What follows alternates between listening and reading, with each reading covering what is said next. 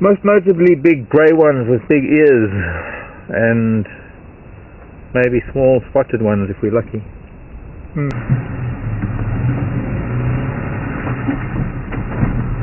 Felt a little bit awkward. I should have done it more often. Problem is with this camera, it doesn't really work.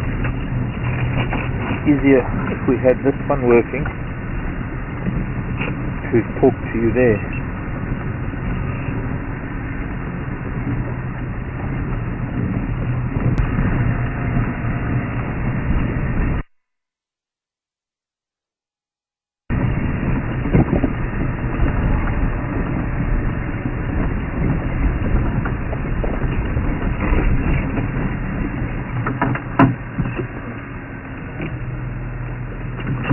Excuse me.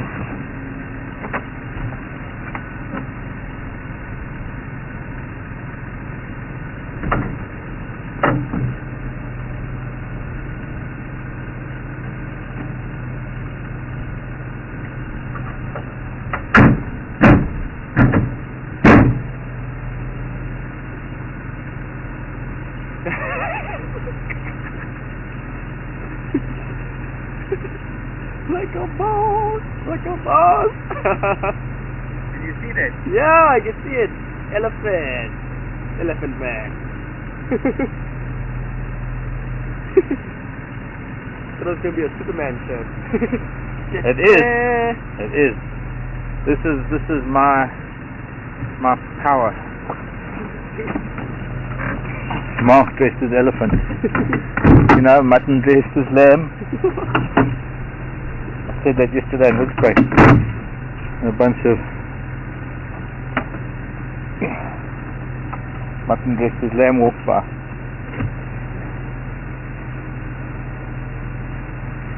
Mark dressed as elephant. From New York City. I haven't showed up the shirt. I don't know. I guess if I had to look at my chart and my stars, it would have said you're going to receive 2 t-shirts in the mail out of the blue. One from a very good friend of mine in Cape Town, who owns a lodge very near to where I live, where I once worked, knows me very well. Sent me a t-shirt, a t-shirt with a Land Rover similar to mine on the front, but kind of a painted Land Rover, not a photograph of a Land Rover. Green shirt, green t-shirt. I'll show you that one. I'm not really much of a t-shirt person, but I have another white elephant t-shirt. It's not a white elephant t-shirt, it's a white t-shirt with an elephant on it. Let's listen to the update.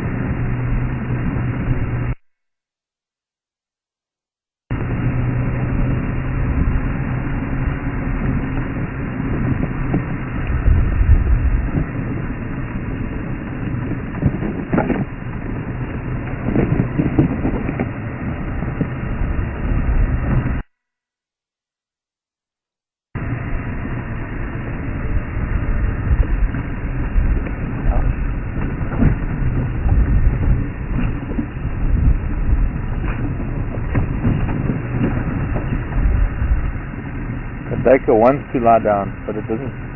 She's waiting to see what we do. You just see her silhouette in the shadows. No. She's down on her wrist, ready to lie down if we were going to drive by. We stopped and looked at her, and she got intimidated and ran away.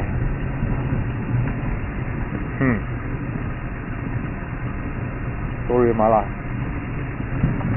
Look at that moon. I don't know if you can see wherever you are during the day, the waxing gibbous moon that's rising sort of early afternoon. Should be the same as anywhere else on the planet. It's late afternoon, as you'll see it like now. Your time, when you get to mid-afternoon, 3 o'clock, the moon will have just risen. So in about an hour's time it will be a little bit higher. But then if you can see it every day for the next few days, you'll see how much closer and closer to the horizon and later it rises. No, that doesn't make sense. How much closer to the horizon it is at that very time of day until it's rising to start the sunset when it's full. In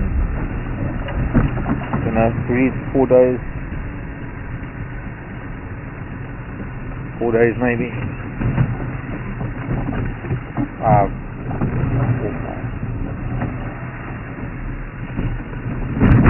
Oh, sorry.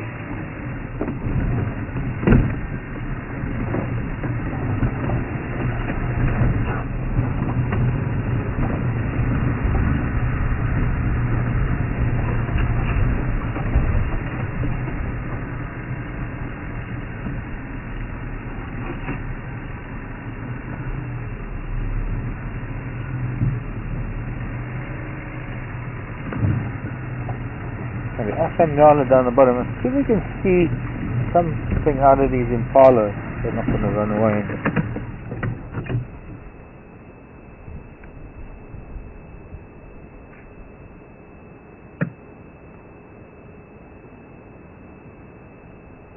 One or two nyala amongst them.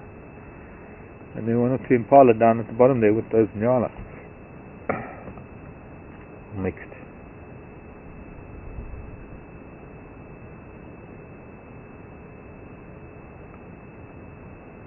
Not much competition at the moment. The bush hasn't even really felt winter. In fact, looking out over the trees across the Timbavati Valley, I'm still seeing a lot of green and silver for that matter.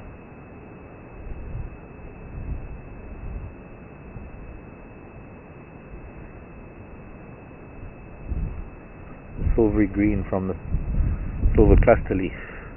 There's a wattle in front of me that's getting new leaves already. July, it's getting new leaves coming out. Not to mention the wattle we saw with flowers the other day. Well, we're not getting much out of these impala. They're really making sure that they are hidden. They're in groups behind bushes. Let's go and find difficult hide behind bushes. Although they do can. Fresh green wattle leaves. Who would have thought of it? Another one of these ones. I don't know how good you're going to get to see that in the shadows from the sun. Strong wind picking up.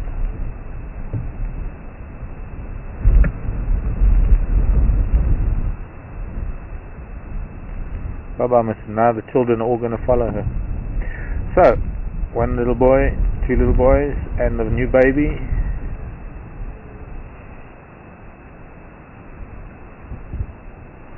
Going back to other females, no doubt, that are with the impala. I guess we're intimidating some antelope this afternoon for some reason. I think it's the wind and the weather.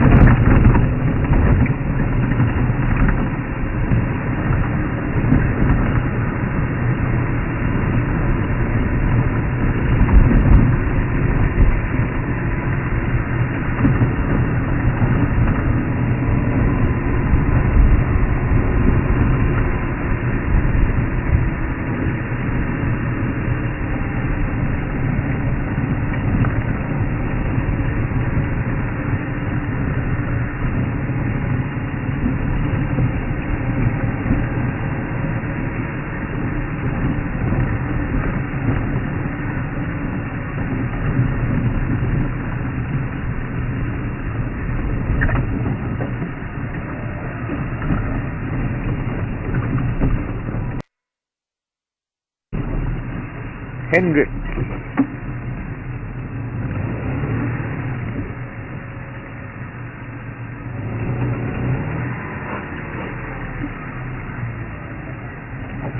Abshir. Ay, Mijas. Apukile man. Naman napukit. Ya, papat kasiga. Yes. Naman jambu. Okay. Okay. Tagwat.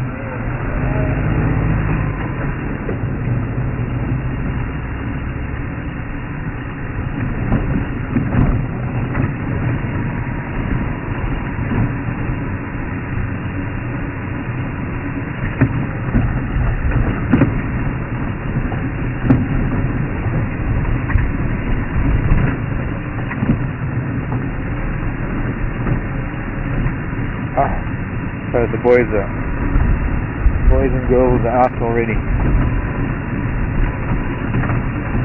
And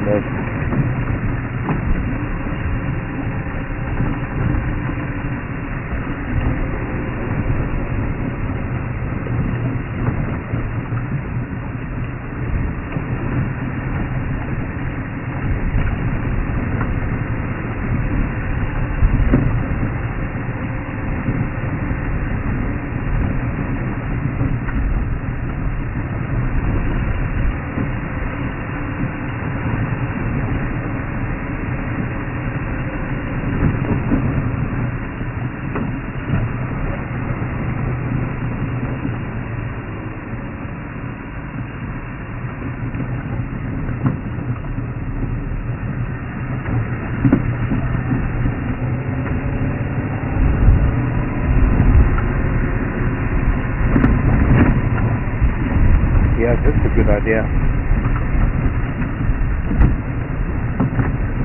With the vehicles all leaving the lodges on drives, I just got to listen to a lot of what they're saying. Hope we can get some questions this afternoon. There were questions this morning, and I think a lot of those questions I couldn't get because for some reason comms was really, really bad. Could have been atmospheric conditions. Actually, it was indubitably conditions in the atmosphere. Somebody broke that lovely piece of, I hope they didn't come and take it away. Beautiful piece of Tambuti root.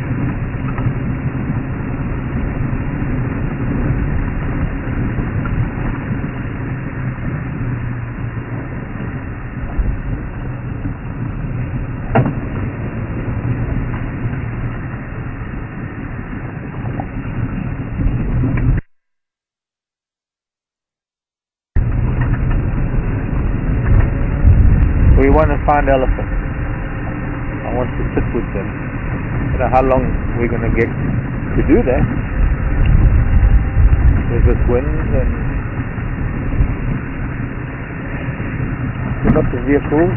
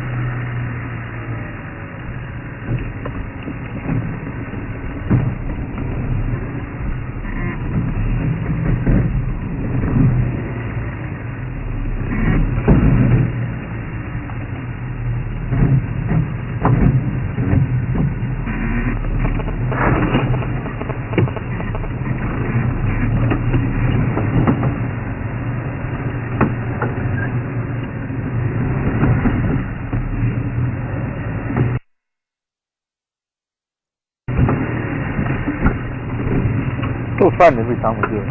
That was fun. Yeah. I was waiting for my earbuds to roll out.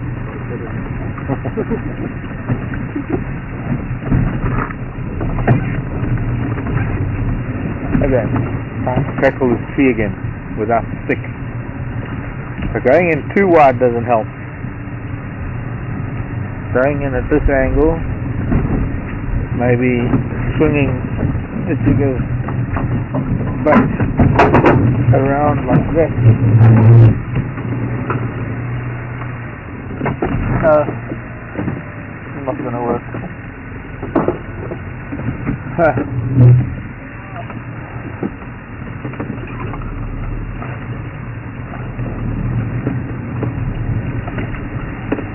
Every day is known as the jigger.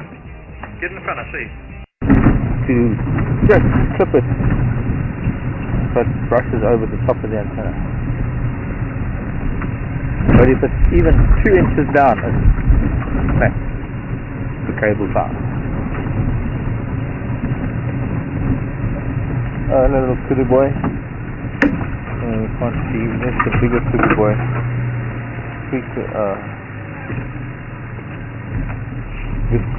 That looks like the youngster we saw this morning. And there's another one here who's even smaller.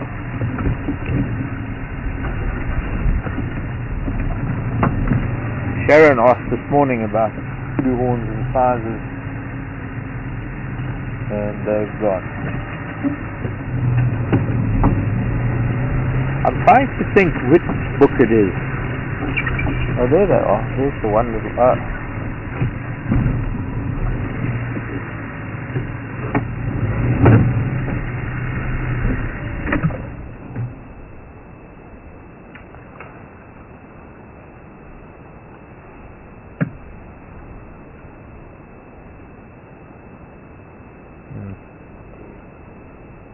I see that other youngster comes out of the bush after him. They're also nervous because of the wind. There he goes, the other youngster's going to come through that gap. He's about a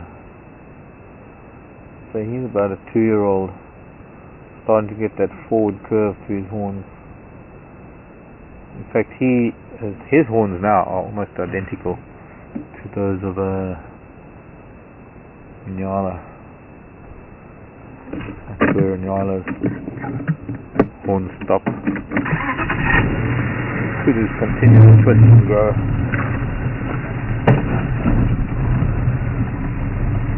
Other one maybe about a 3-year-old. Sharon was asking this morning, I don't know, Sharon, before I talked about that,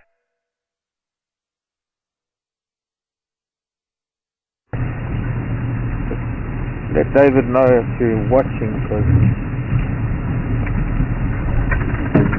subsequent email said that we weren't really broadcasting very well when I was answering. And then also, a lot of the questions that came in this morning when the radio wasn't working, please send again if you want.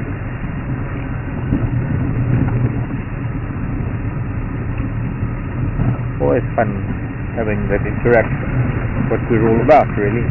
Friday afternoon here in South Africa, and our time zone, which would extend up into Israel even, and that's part of Europe, Middle East, Central African time.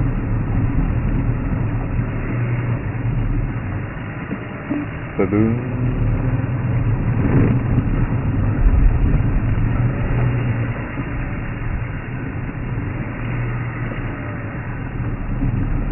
Okay, we've got to play this very carefully now, because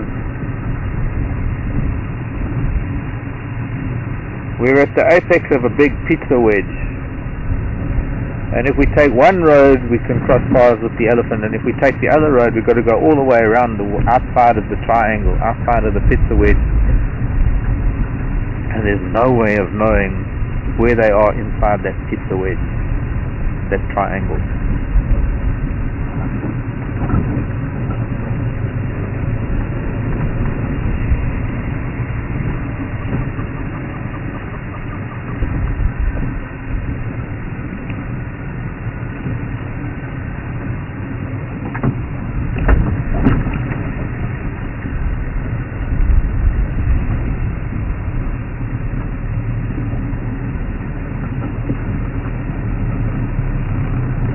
Hello Raisa, I'm wondering what you're referring to, but asking if there are any other species other than who? Other species whose behavior changes when rain approaches. I think every single species has some behavioral change. Every single species has some way of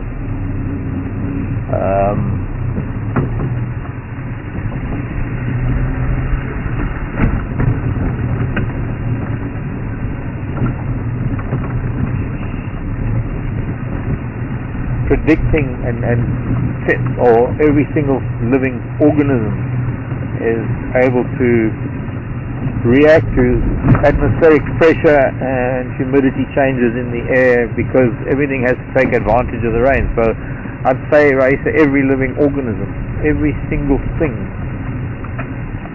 has some behavioral change, or has some chemical change, or something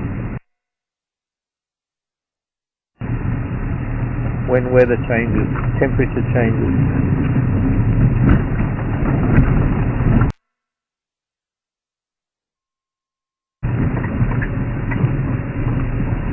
So we got Mangwa Road.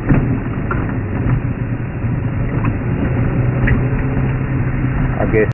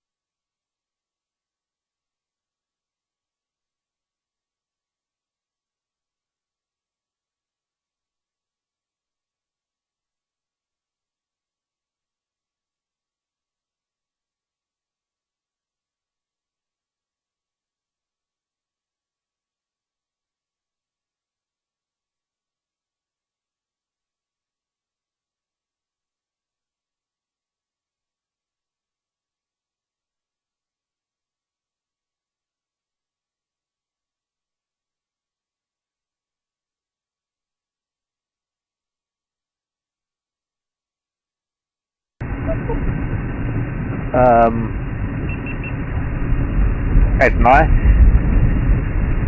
See, technically speaking, everyone gets 10 minutes or so with a vehicle. You know, it's not like they watch their watches. But there's so many factors that are involved, because you have to really take into consideration that there is a certain number of vehicles that want to view that animal, and there's limited time. So if there were 6 vehicles on a standby, that's roughly anywhere between 30 and 60 minutes to rotate those vehicles. Some guys are not going to stay there a lot of 10 minutes. They're going to go in, they're going to have photographs with their guests, and they're going to have a decent sighting, and they're going to relinquish that sighting to whoever's waiting in line the next, because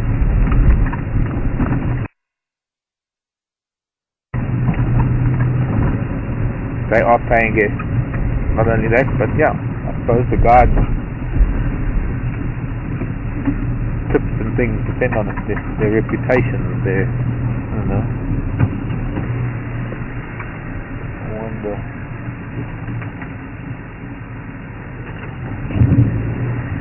Listen again.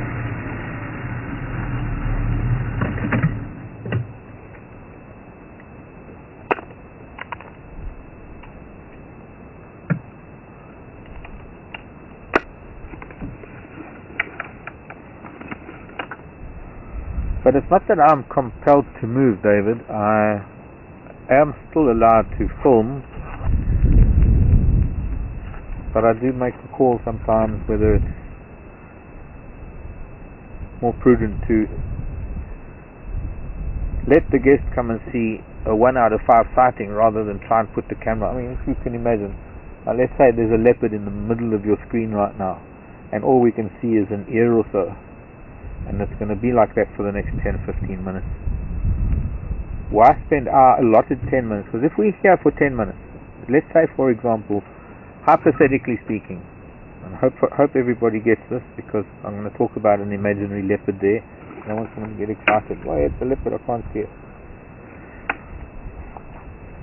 But let's say, hypothetically speaking, there's a leopard in the shade there. This is the closest we can get. This is the only way we can view it, is from here. I'm sitting here right now, and hopefully we're going to hear some elephants. But anyway, answering this question, we would be allowed to sit here for 10 minutes before we would be compelled to move out of the sighting and let somebody come in. But the fact that we had been here means that we can't come back here. If I leave the sighting before I even view the animal, or get a chance, and let the other vehicles move in, they can watch an ear in the grass for 10 minutes because their guests have got binoculars, and there's every possibility that the animal could stand up at any moment. However, when their time is up, they've got to move out. If we move out without even staying at the animal, I can wait until all the vehicles have gone, or the animal is moving and there's better camera opportunity, then I can come back. See, so there's a little bit of method in my madness sometimes. Like this morning with those elephants, I fully expected that maybe I could get back to them if they moved, but they didn't. They just got deeper and deeper into this thick stuff that we're looking at right now, and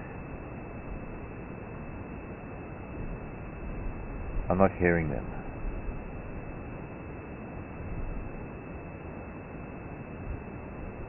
I think we must go down Baker Road. I think we're completely wrong. I'm going to try and turn around somewhere.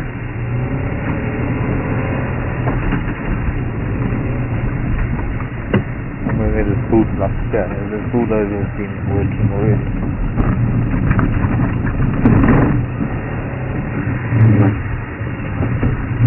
So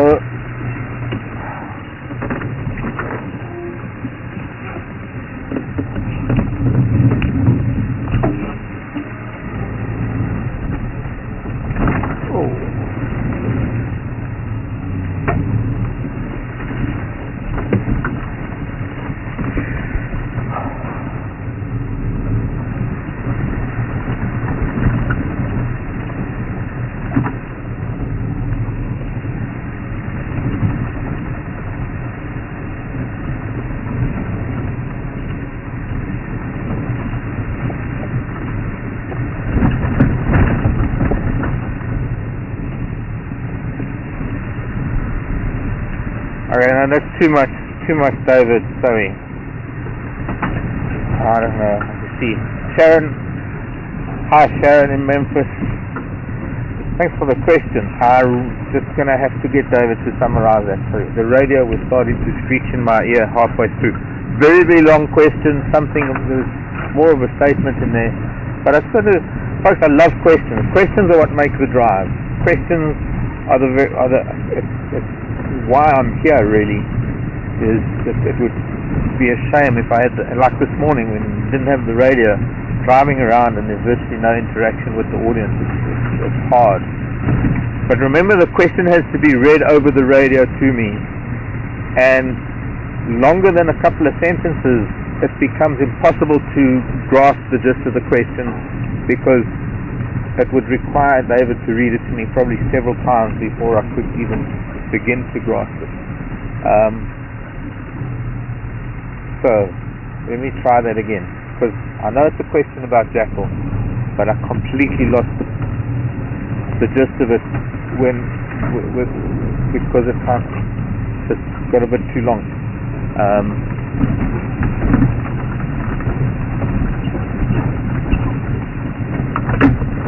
If you could maybe just summarize what the question is for me, please, David.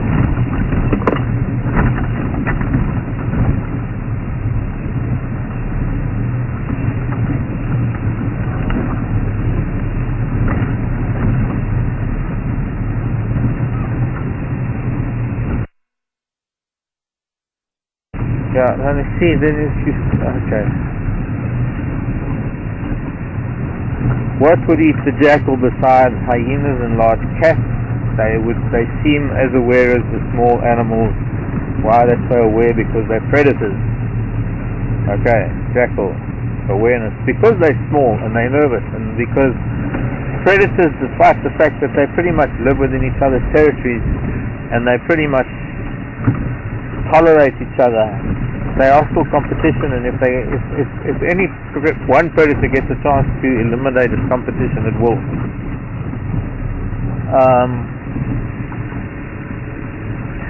Eagles. I've known martial eagles to kill jackal. I've known snakes to kill jackal. I've known, obviously, the cat.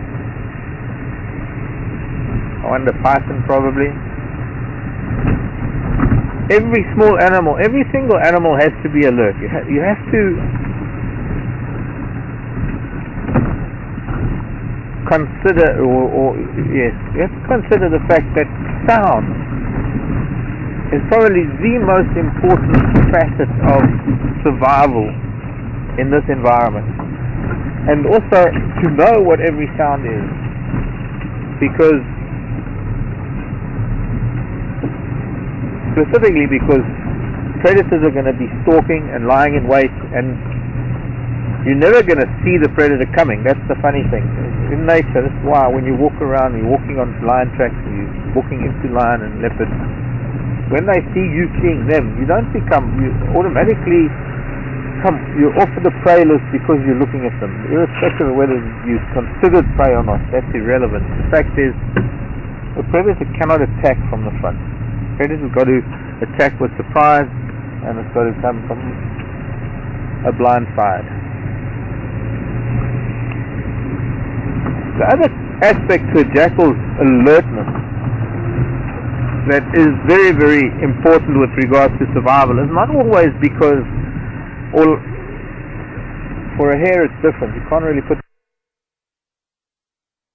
them in the same category. But for a jackal, it's got to pick up every sound and calculate whether that sound is danger or food. Perhaps the two most important things, or I suppose the third one is irrelevant. Maybe it's irrelevant. That's an old elephant fact.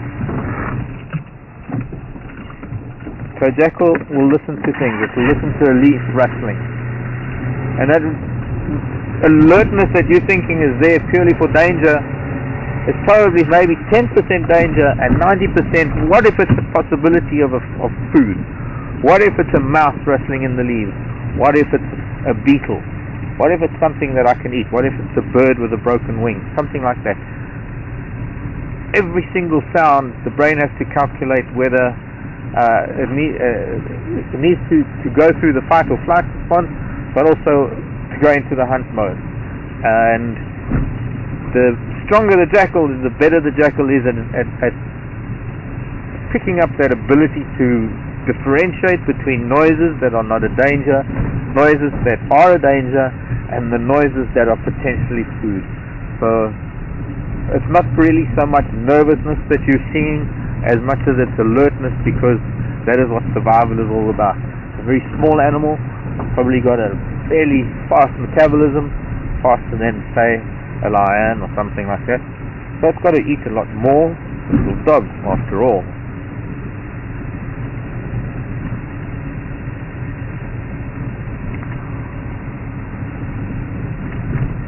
You see, when you're a lion and you're sleeping, you don't have to be that alert.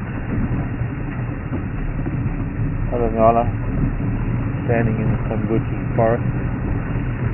Okay, we're going to go up Daker Road. Keep these elephants across up here. Otherwise they're going to be at Longwan Dam. And this will be our best bet to get to Longwan Dam, rather than going up Mangwa Road. And I'll kick myself if they're gone that way. But I had the funny feeling that maybe they were going to come this top of this road.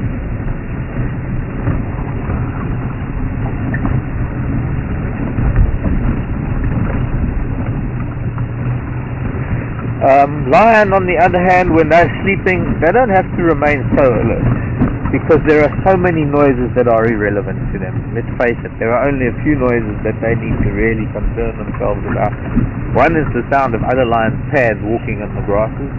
Another one is the sound of hyena walking by. Another one is the sound of certain wing beats. And another one is the sound, perhaps, of humans walking. And, well, elephants are here from a long way away, hopefully, and buffalo, in terms of danger. In terms of food, there are a few animals that they will be able to hear the difference between, hello, kukel, running across the road. Goose bird called kukel. You got wings, you know.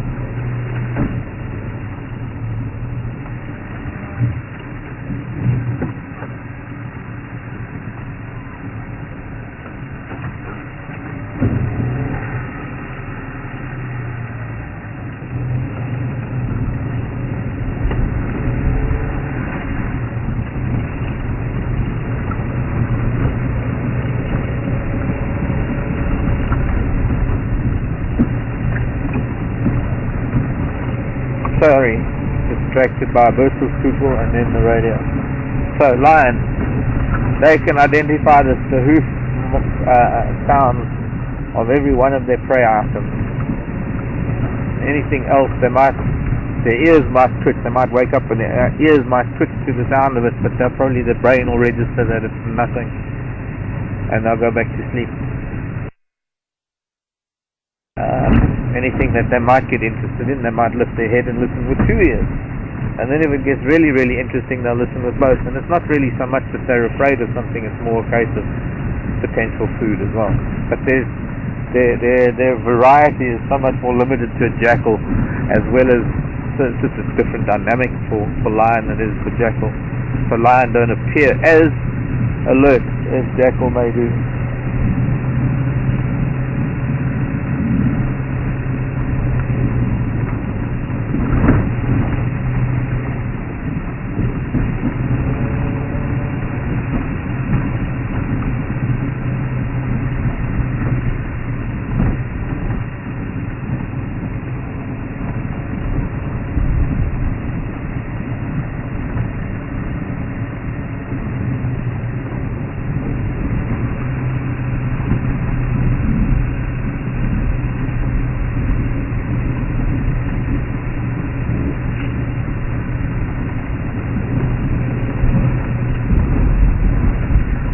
So, no tracks crossing Dacre Road, they didn't come south.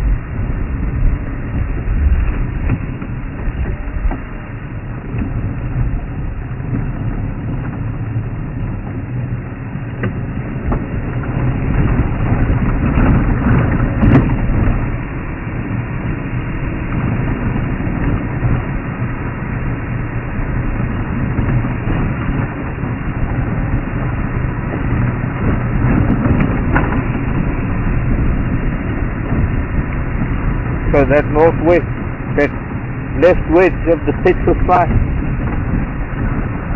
elephants haven't been there at all. And now we're on the top, on the crux of my proverbial Petrus line.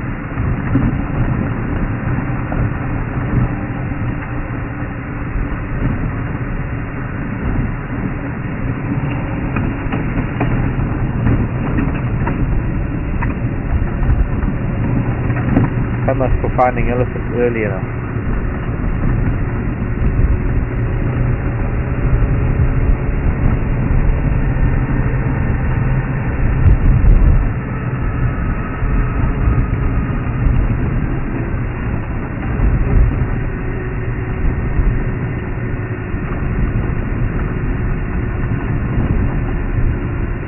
It must be deep in this block, perhaps.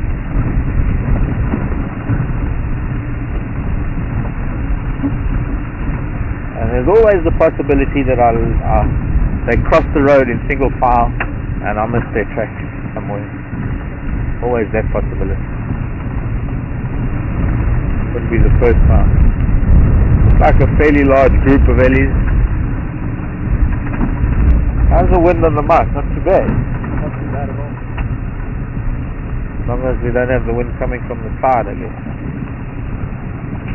I think we should go up to Longwan.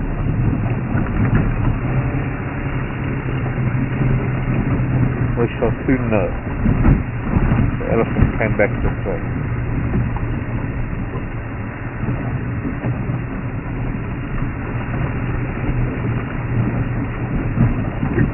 So, Sharon, I hope that kind of answered your jackal question. I just got really confused because I start expecting the question in the first sentence or so, and then the question doesn't come, and then my brain starts twisting into, okay, so what are we asking, and then eventually get too muddled up trying to listen to the radio and get the gist of it. But I think I managed the best time.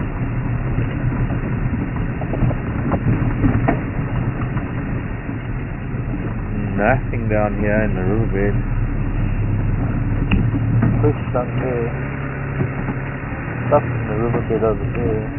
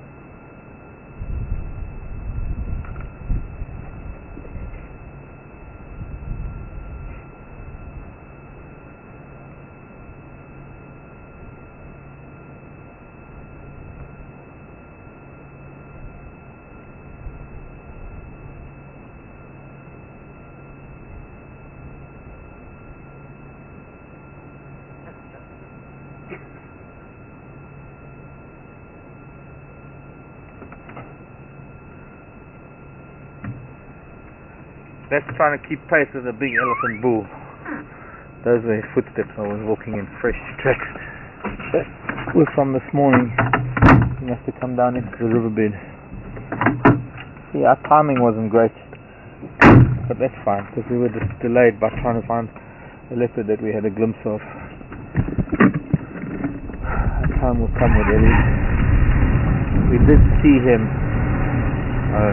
Handbrake, Mark, handbrake. Car goes better without a handbrake. We did see a couple of bulls that were lagging behind the herd, but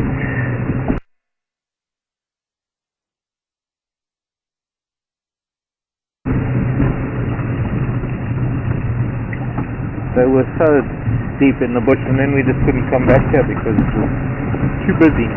Suddenly everybody wanted to see these ellies. They were sort of hanging out here, but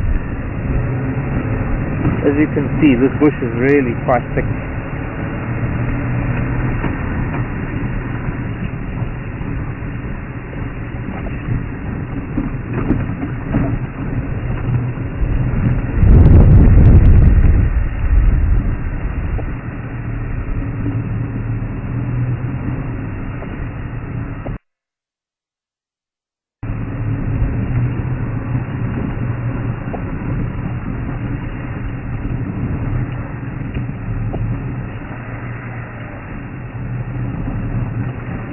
Now, I wonder, so many vehicles and hard gravel, whether they decided to go back up to the dam or not.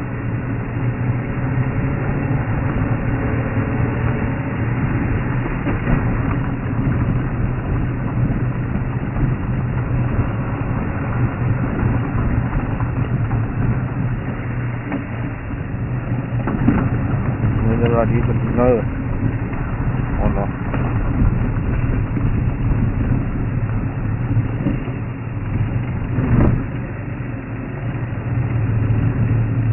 Walking down the road.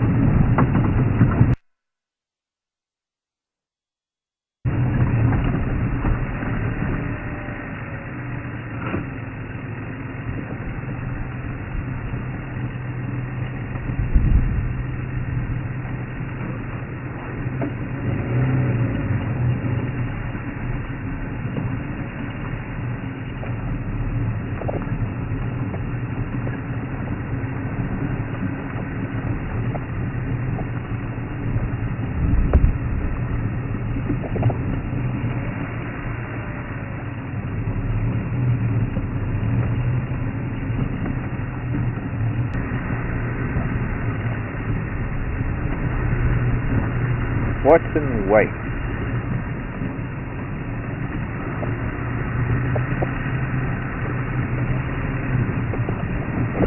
Watch and wait till we find animals.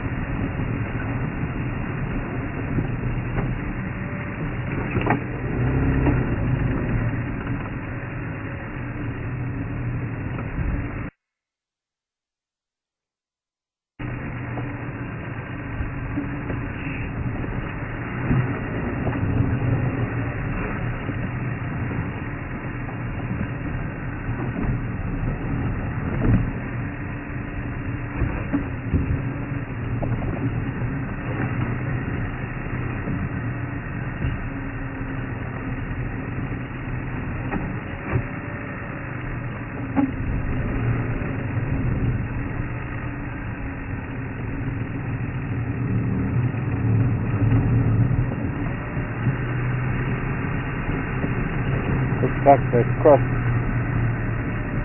Mungwa Road.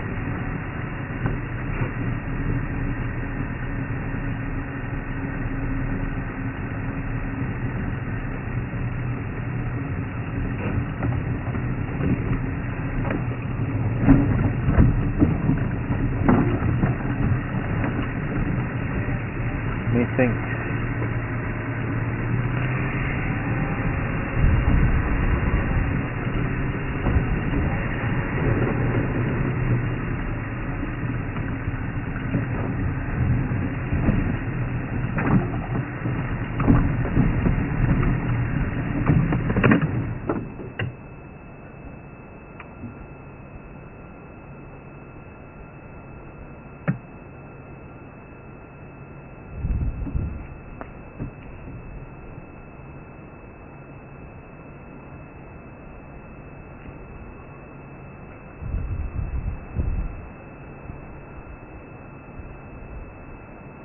It's going to be very hard to hear with this wind song. The wind's blowing fairly steady, and the wind song in the trees makes it difficult to hear things. But I'm going to see. It's going to be easier to read these tracks going the opposite direction now. But I've got a feeling that they've crossed this road heading up towards Mangawan, maybe Nyaleti. Let's have a look up there.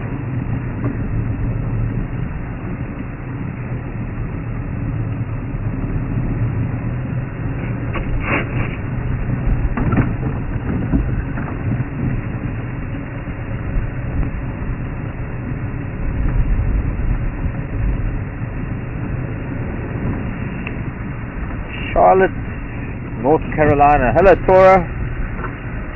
Nice to hear from you. Question is wondering whether hyenas tend to kill anything other than being in the area and witnessing it. Why, yes they do. In fact, a number of different things. Hyena are very adept at following vultures. They look at the sky a lot. Sometimes they lie on the ground with their heads on their paws and they gaze up at the sky as if looking into space. Well, they are looking into space and they're looking for vultures, and they know how to follow vultures. But see, if they're vulturing, a leopard will follow vultures.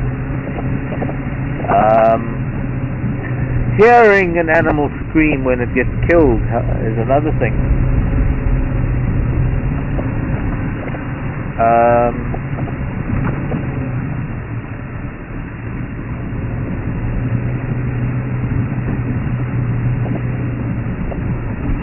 This is going to be difficult, tracking animals with the sun behind me when I get onto Mangawan.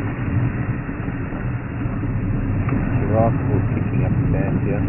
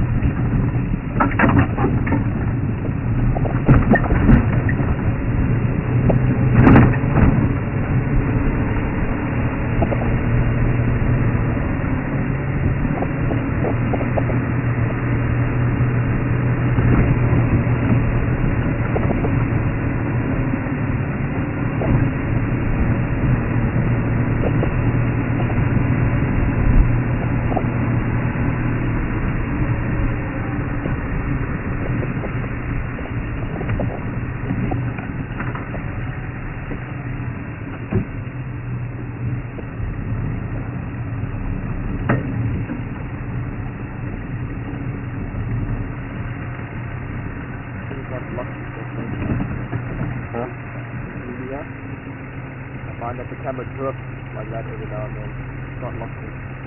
Because somebody stripped it. Probably stripped the thread. Does it unscrew? No, it doesn't unscrew. I guess every now and then the camera just tilts like that. Yeah, no, but I mean, can you take that thing out? Yeah, I think so, yeah. I'm going to lock it from the front.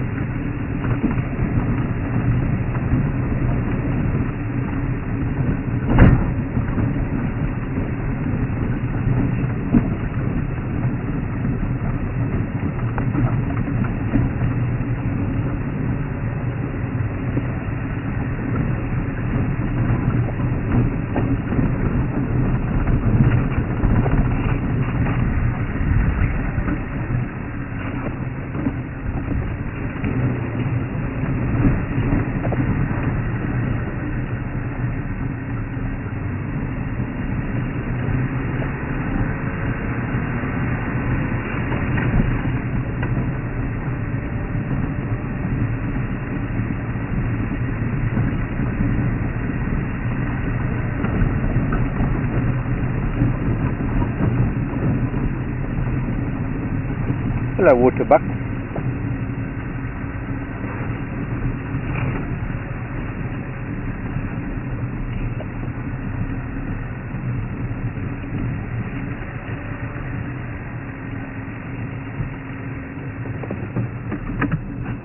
Well, one's going to be hidden. Can't get them both.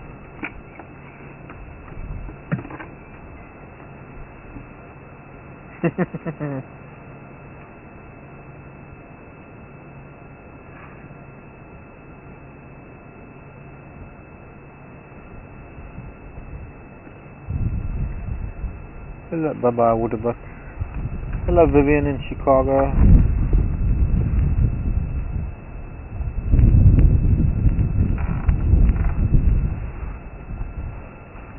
Heard something about a three-legged leopard. I've also heard things like that. I believe there's a leopard here that's doing quite well on three legs. Please don't ask what happened, because I haven't the faintest idea. I don't know. It's like a legend. I really don't know how it lost a leg. I don't know anything about it at all, other than I've also heard about it, and that's as much as I know, that it still manages to hunt and look after itself. Not easy to see the waterbuck.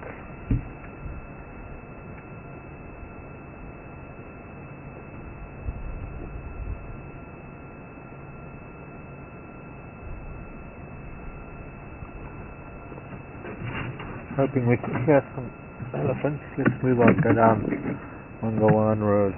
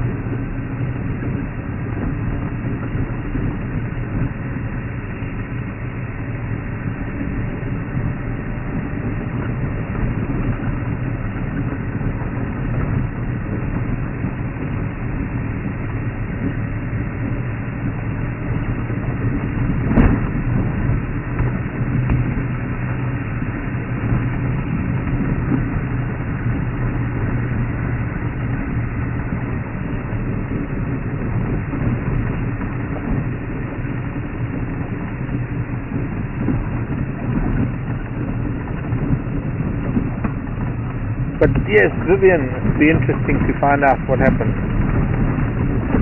to the three-legged leopard.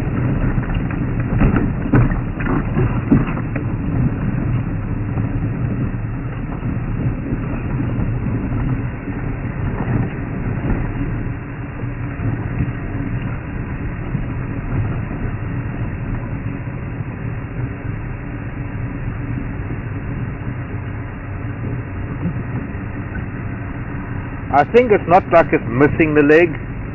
I think that the leg was broken once upon a time, so it can't use that leg. Something to that effect.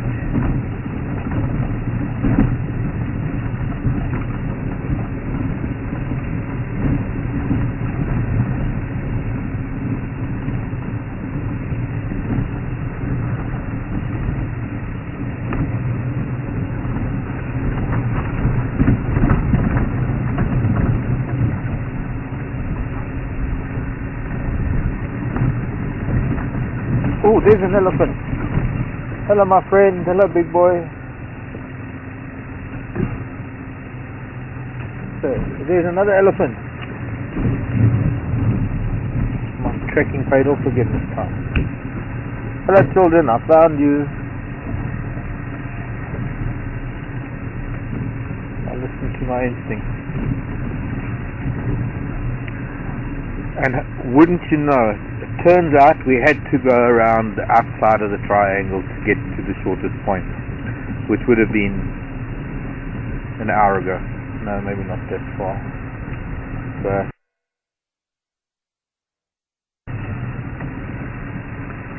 hello, boys. Couple of boys playing here next to us.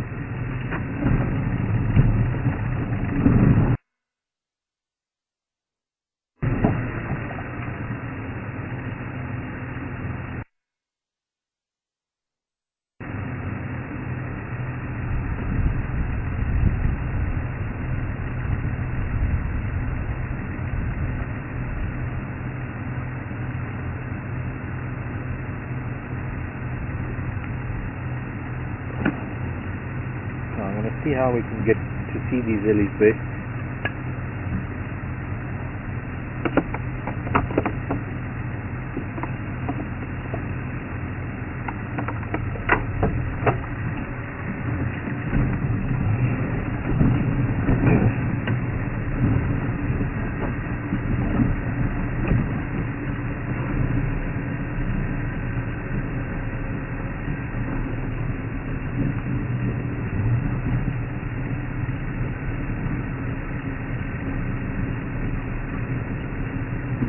Better listen to the radio, and I'm supposed to call it in.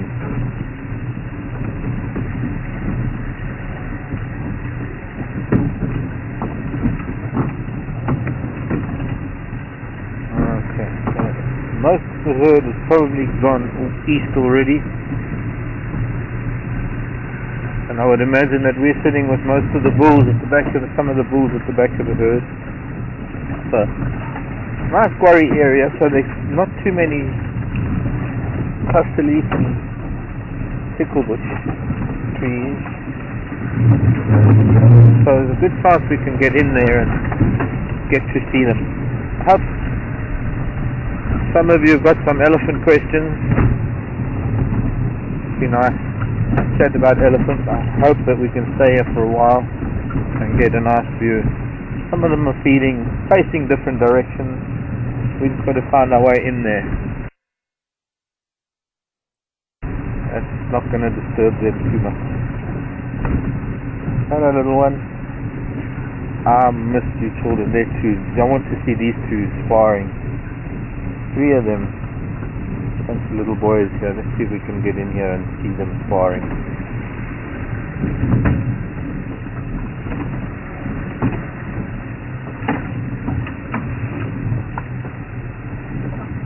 It's a 3-way, almost 4-way little shuffle, but with these little boys. Oh, baby gardenia. I miss it.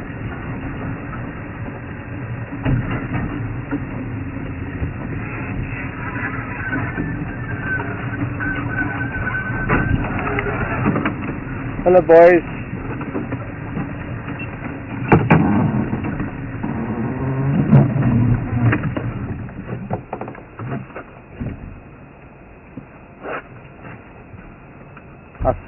think this little one is watching those two sparring, getting some pointers, and pity they headed off and they're now sparring further back, but maybe they'll bring their little fight this way.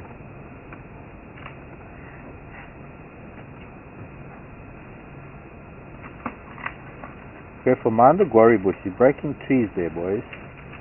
Yeah, come, bring the fight this side. Come and push and shove and show us a little bit of fun. We've been looking for you now for a while. Wonderful to have Ellies. Welcome to Africa, everybody. The most favorite and wonderful thing to do in an afternoon is this. Sitting with Africa's giants, totally ignoring us. I mean, I'd prefer them to at least come and say hello, but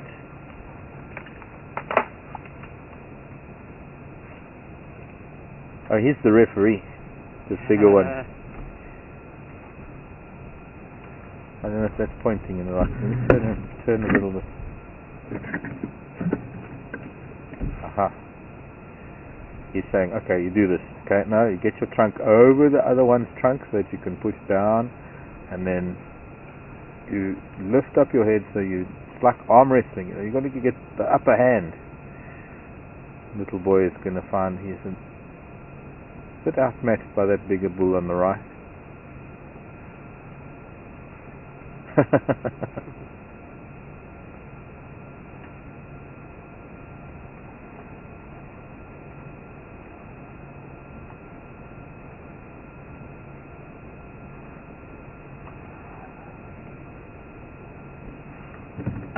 We're going to move again. Hold your horses. I'm just going to move us again.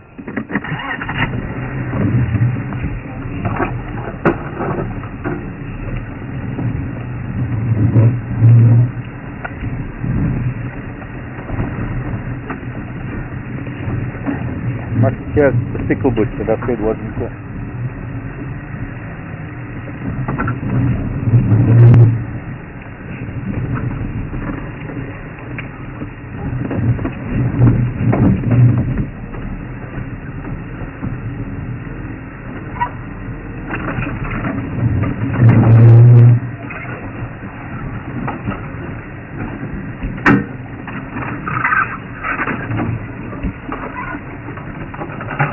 Hello, boys. Quite a big bull here. That seems to be.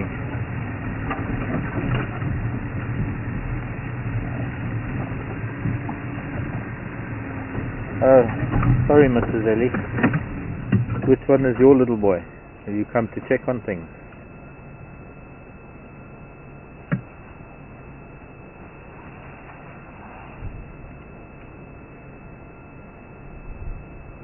There can't possibly be anything in the world that can beat this. The level of trust that we all have to play, or we all have to put out. Hello, baby. Are you coming to say hello? Hello, little baby. Hello, little boy. Come say hello. Yeah, through the tree. Through the tree. Give me that one. Hello.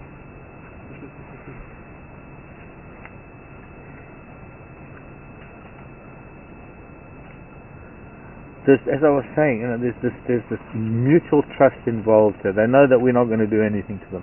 And this is so strange. Despite so much that is happening to elephant in the world these days, they feel safe in our presence. I feel safe in their presence. I have to tell you something. I'm probably at my most relaxed when I've got elephants around me like this. An old female in front of us. I'm not too sure who she is. A couple of boys are still pushing at each other. He might be her son. I don't know.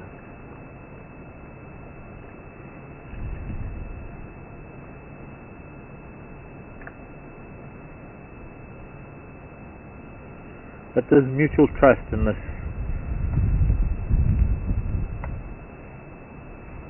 Inexplicable feeling of absolute peace and harmony, and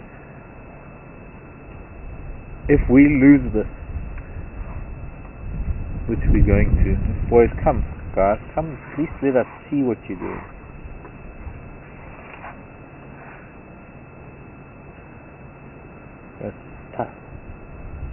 Tie your trunks into knots. My best pastime. Nothing beats this. Nothing on earth. There are 1 or 2 close seconds. There are 1 or 2 things that could probably compete. No, sitting with elephants. I don't know. Debatable. Got a question coming in. Go ahead.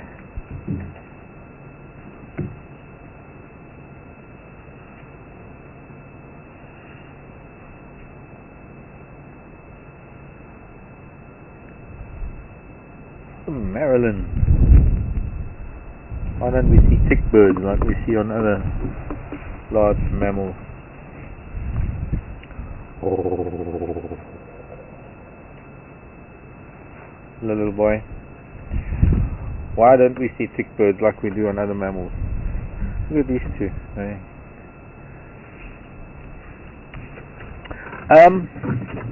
We don't see them here for some reason. And the oxpeckers, most likely because they're never going to get a chance to get to those parts of an elephant that are not reachable by trunk or tail.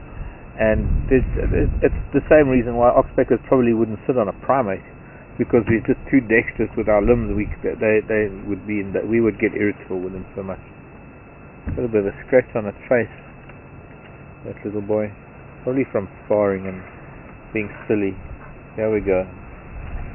And look at this female, she's trying to stop them. She just threw her head at them, as if to say, stop horsing around. Are you able to catch a bit of that? Just a bit. Just a bit. There's a lot of pushing and shoving.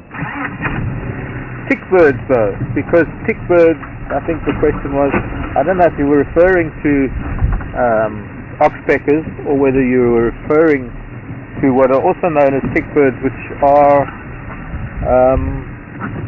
egrets. What I'm finding is, I don't know where the rest of the herd is.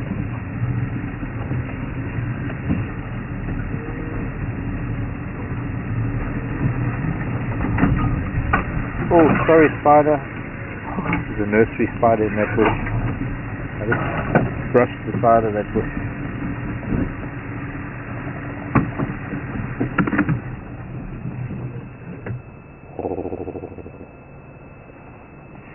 I have my camera out. Should have my camera out. I love some of these postures. I want to do a whole thing on elephant posture. Actually, Yolanda wants to. I need to help her with that. Yes, practice pushing the tree. Are you going to show me how strong you are?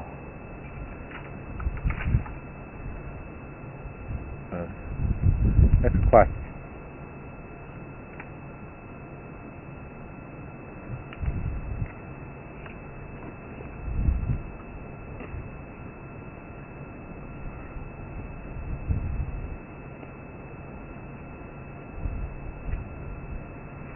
I've seen egrets on elephants in East Africa. I've seen the odd oxpecker on elephant in East Africa. But I think it's just elephants are just too... that trunk swinging around. Too much for birds to bear.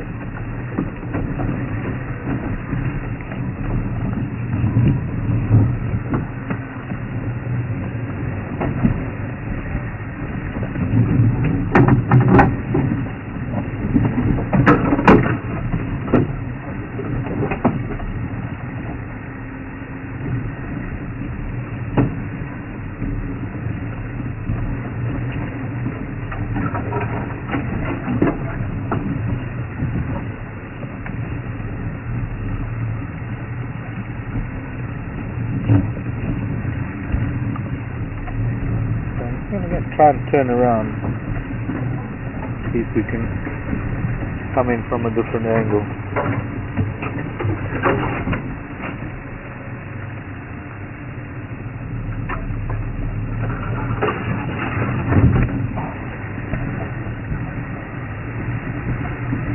herd was a lot bigger this morning. There's a lot more calves and cows, and there's a big bull somewhere. There's a very big bull somewhere.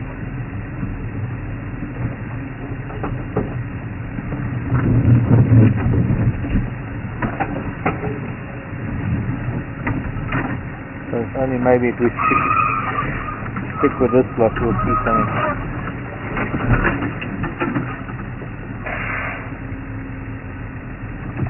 Misfit shot.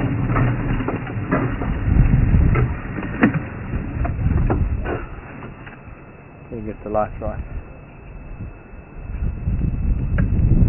She's heading off. It could be that the herd is heading down this sort of Mangawanda. Seems to be maybe that they've got down towards Bombaya Road.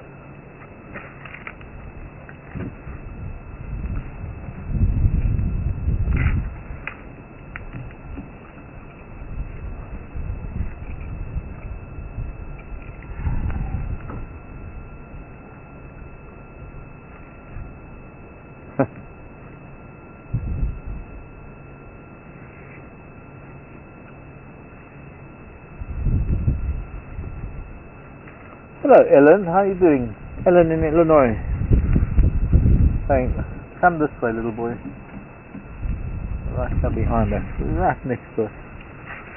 You'll see the shadows in a minute.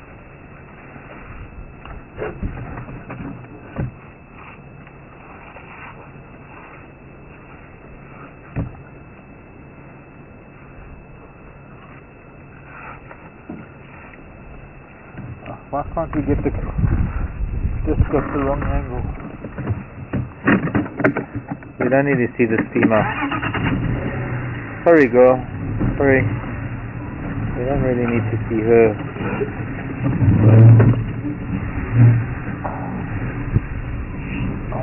Yeah, those boys are moving now again.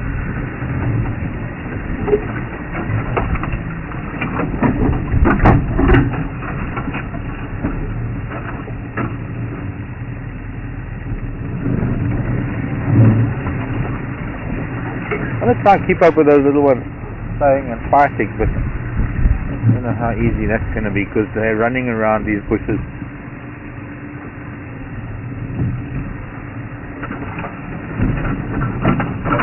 Ellen was asking, so I've got the radio and trying to concentrate on getting the vehicle positioned right. Just cut that.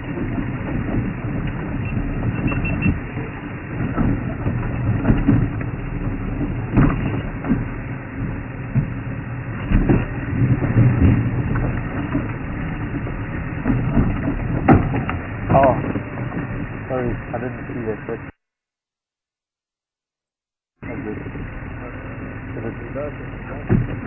reverse, let's go forward.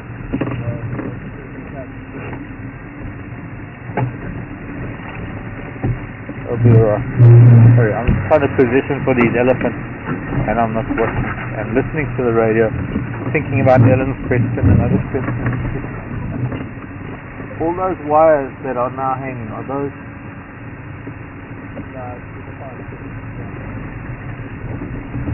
Sorry everyone. Elephant. Trying to listen to this nonsense on the radio, but I have to listen. I should have called it in by now. In fact, I better don't get into trouble. Ellen, get your question in a sec. Okay, go. He's got a new big little red spot on his rump, this one.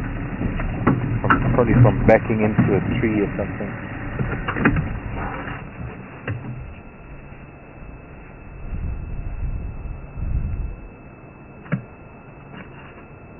Of course, to call it in I need a break on the radio. I just not a second where they stop talking.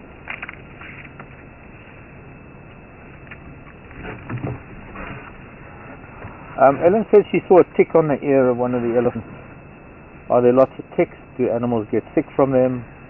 And do we get Lyme's disease? Quick answer to that one: no, Lyme's doesn't occur in Africa. We do. There are other things that they're playing round and round the mulberry bush. Oh, Getting cross with that bigger bull. Getting quite aggressive with him.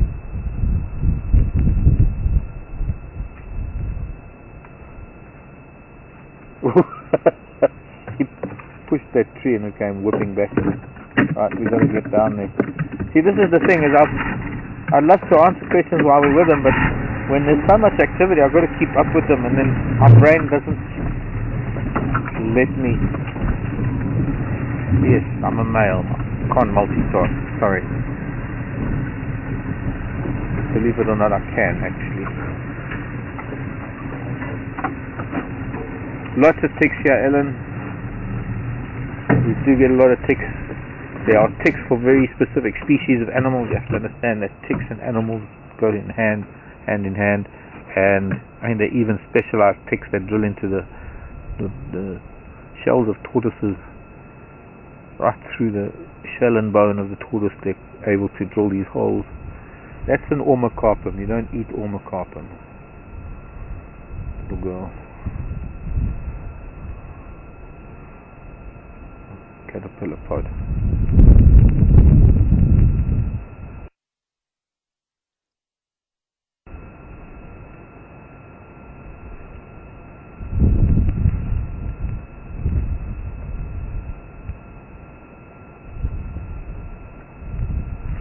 Domestic animals get very, very sick from some of our ticks. They get biliary.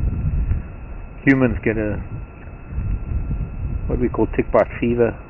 I guess it's a strain of Lyme's or similar, or I don't know how it compares to Lyme's disease, but it's not fatal as is Lyme's disease.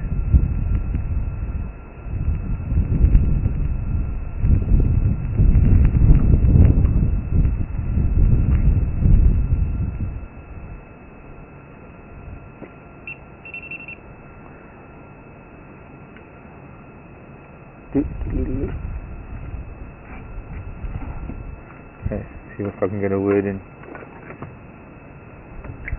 Persons relocated some of these in Globe of Mangawan, east of Mangawan, south of Nyaledi.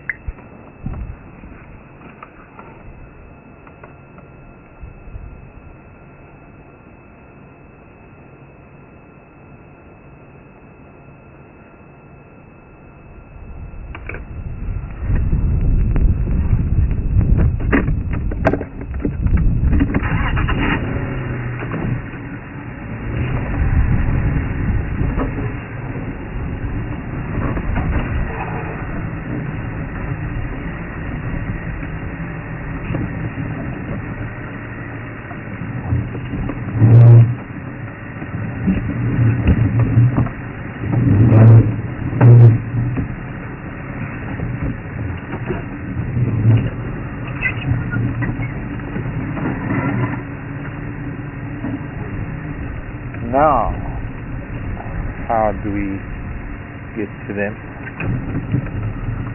Get to there. Maybe we need to get back out, go around to Dombaya, see if we can get up to the front of the herd. It's definitely the back of the herd. Little boys and girls playing and fighting and being boisterous.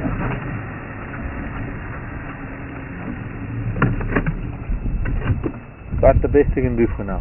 Getting thicker and thicker as we get lower down the slope to the point where we're not going to get to see them at all.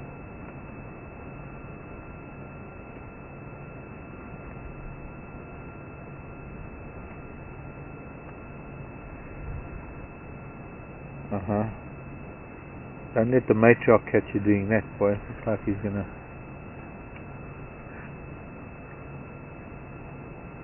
Here's a little girl here that's playing with these boys, the young female. This bull's grabbing her tail now. Flirting, she's flirting. Pushing her.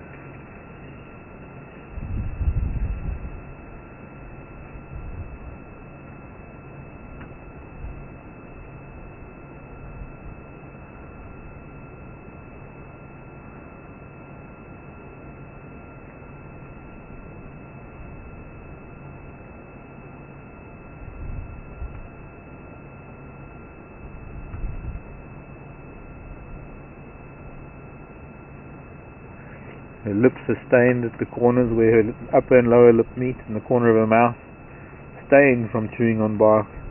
Back of her ears are green from rubbing on trees.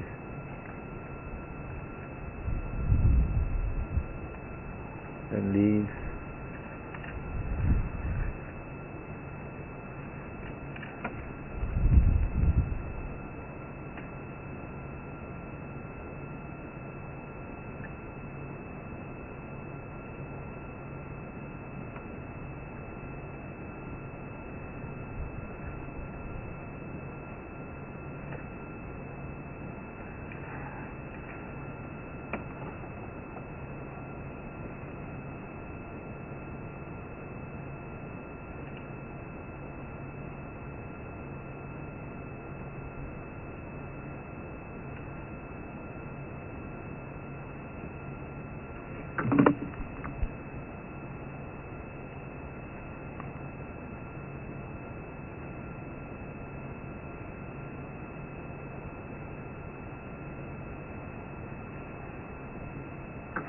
Hey Bob in Iowa, how many offspring does a female have in her lifetime, average? I don't know, 5 or so, maybe. Maybe, I'd say 5 to 7. I'm sure I could throw depends in there somewhere, but there are not too many depending factors. And losing offspring at a very young age might make a difference, but ultimately, the estrous cycle and gestation period of elephant and birthing cycle, it's at least minimum of 5 years between calves. He had a nice big chunk out of his rump there. He's got a nice little fresh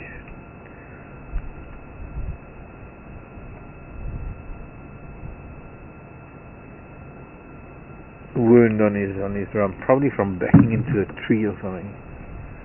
Or it doesn't look like maybe a tusk mark, unless somebody's got a jagged tusk.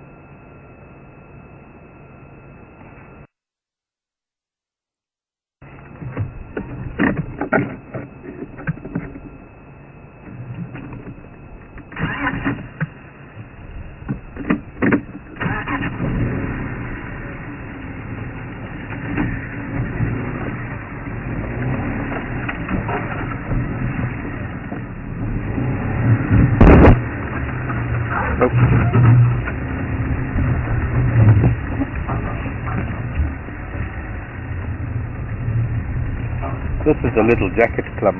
This is a very pretty little tree.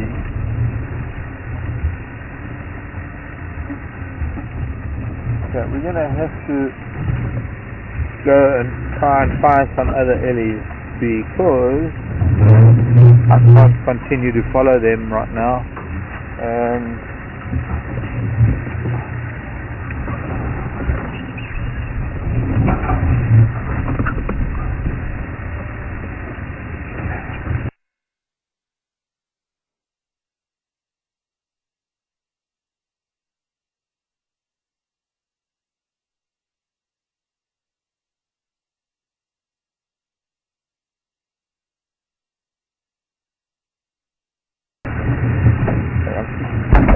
Knocking the microphone every now and then, I'm sorry.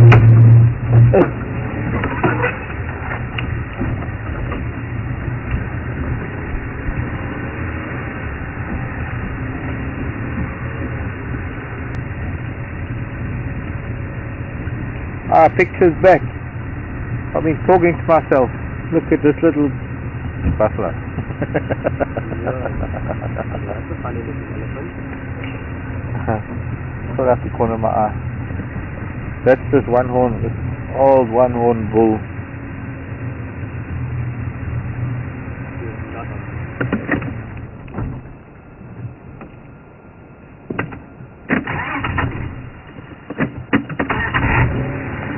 Welcome back. Trying to sort out a problem and then we lost signal for a bit. How good is the sound synchronization now? Sync. Sound sync.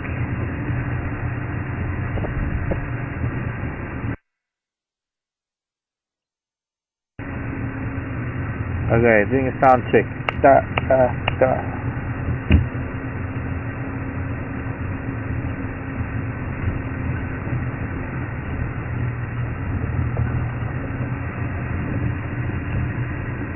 5 seconds delay. What is going to get even worse is the seconds tick on. I'm just going to go down Dombaya to see if there are any more succulents. And we'll come back. The only one we've got then is that cast, the junction there. Hopefully that doesn't mean that most of them have crossed Naleti Road already, because that would be a disaster. And that seems to be what has happened, is that they've actually turned north again. This is the only chance we're going to get to spend with these pachyderms, because then they're going to be going back up to... I wonder, I do. I'm starting to get curious why these elephants prefer that section of Thornybush as opposed to the Thornybush River.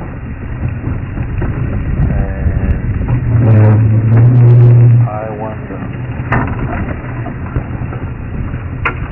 wonder, I do.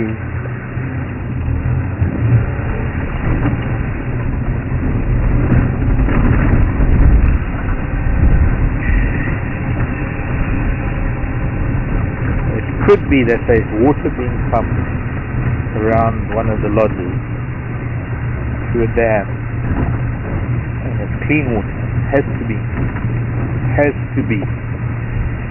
That it's cleaner water than them digging in the riverbed, and that's why they're doing these circles mostly around one of those big lodges, and they don't come down south because they've got fresh water up north, and there's no reason why there should be fresh water other than a pumped water hole, which in a self-contained reserve isn't a bad thing.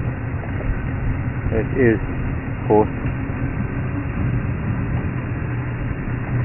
possibly strategy of that lodge to maintain the elephant population within driving distance of their vehicles.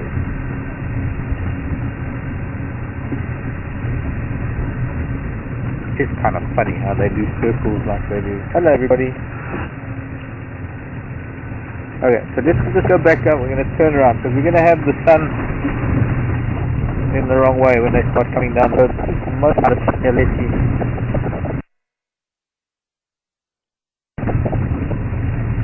choppy, and there are some Impala.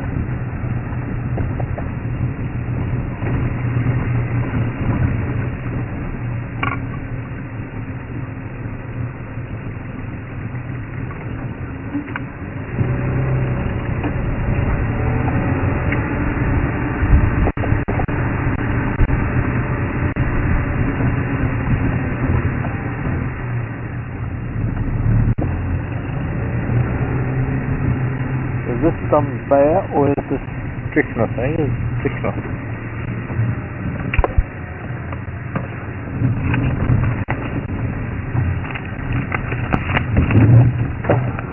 I don't mind the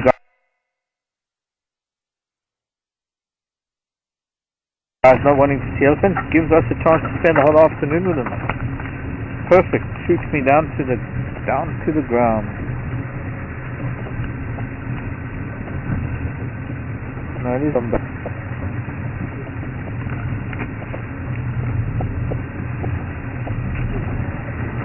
Okay, now we need to get to a place beautiful. It's getting really thick here, dense. So I think we'll stop here because I think she's going to come through with her calf. They might just come through into this little open patch. This beautiful light here. They might even come in and speak to us. So we'll stop. No, she's just pushing trees over behind us. Big dead tree.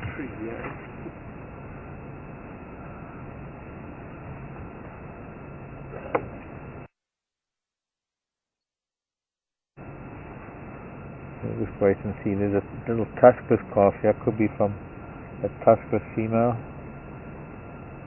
Ah, she's got one tusk on the right. She's one tusk baby. Baby one tusk.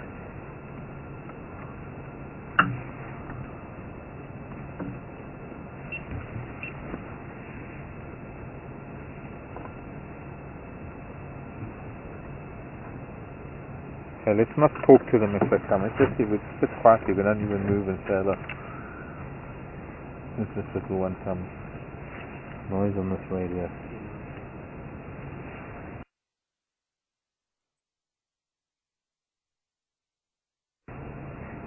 In fact, I'll take my earpiece out.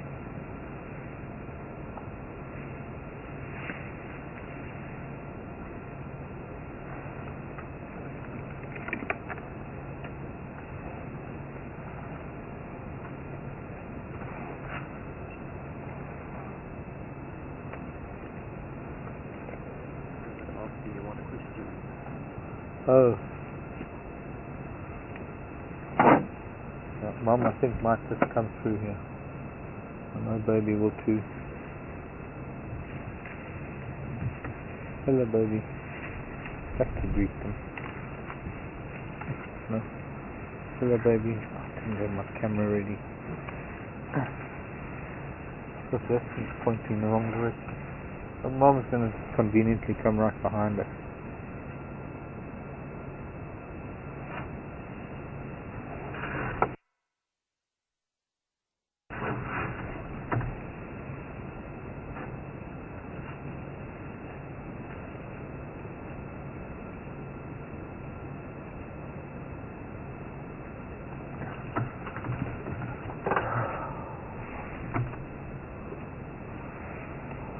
Wrong.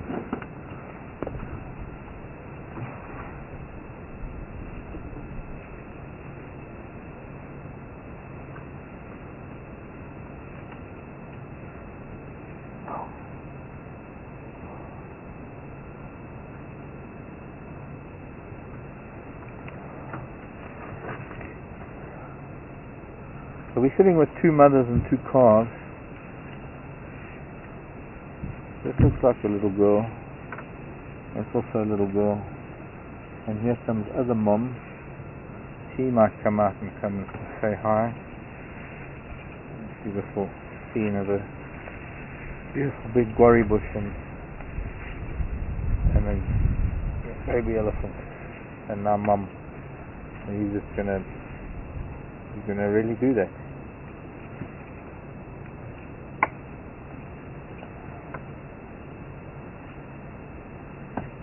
Boom. Beware of falling elephant boluses. She actually moves branches away to get some of the green. Oh, she's got a whole baby zebra wood there that she's going to pull out and eat on. Get to the bark at the bottom. Hello, gorgeous. Hello, pretty thing.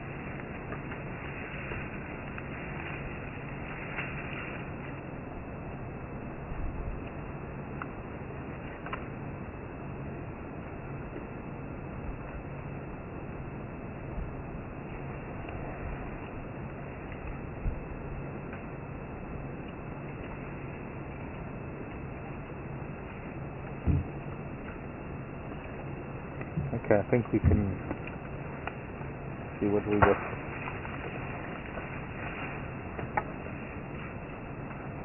Sounds like a big tree from a big elephant just went behind us. Okay, David, what you got? see Ed Stewart.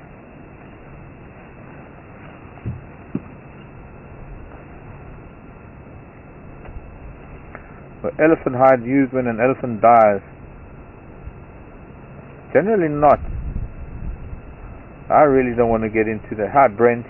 I really don't want to get into that kind of question because it goes to areas that I know will upset viewers, so we're not going to go into that kind of a question. Sorry. I'd love to see who that big elephant is that just pushed the tree over behind us, but I can't because I've got this youngster right next to the car and I don't want to disturb it by starting the engine. But I do want to reverse a little bit so that we can see more of this herd crossing the road.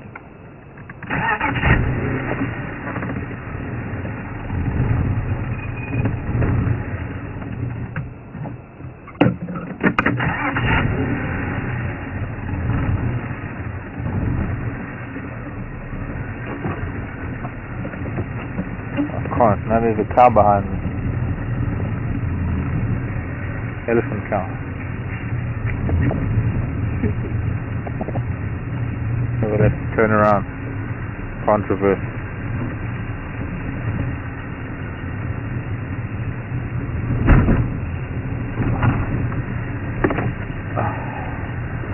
Point is trying to even say anything on this radio.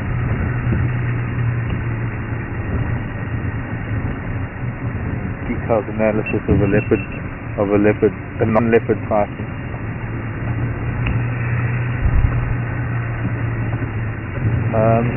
Turn around place. Where can I turn around? Come on. Give me a gap. Yeah. The monkey orange.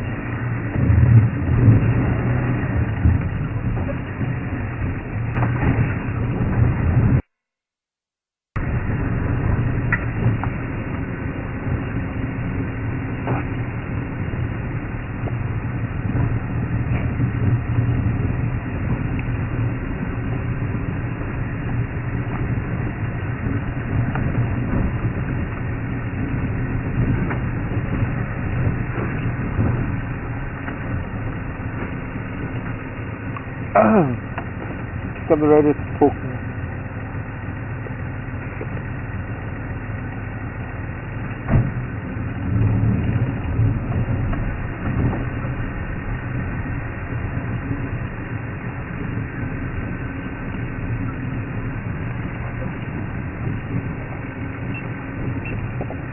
No, I can't get there right now. Wait, sorry, David. No, not yet. Other radio seems.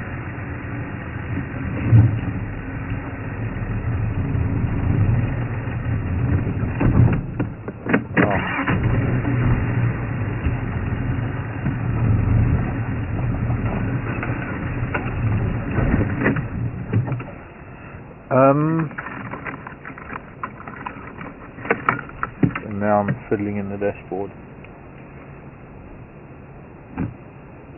and I'm playing with cameras. Yes, okay. Sorry, David, you had a question and I was listening to. I'm trying to just get a message on the radio.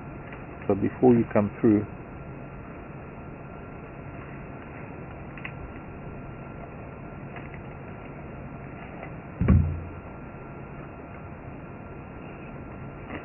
Sarah, how often? Hi Sarah. Sarah in New York. Travel person. Sarah comes to Africa quite a bit. Hello. Nice to see you this afternoon. Hi Sarah. How often do elephants need water? Every day. Daily.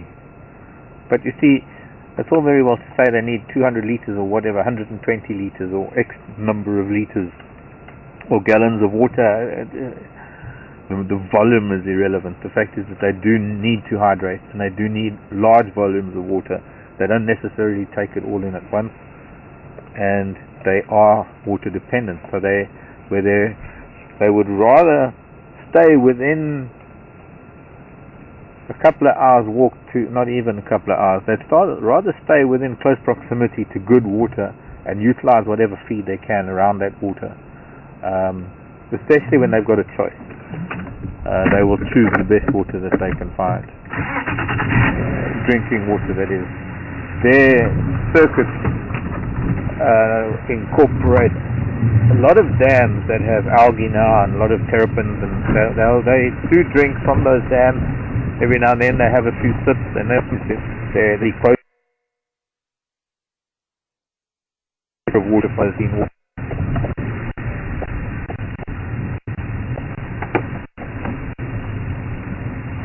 Any station interested in Indlaw?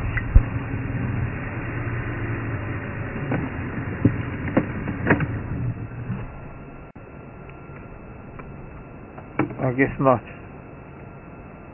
A beautiful light on that elephant as well. And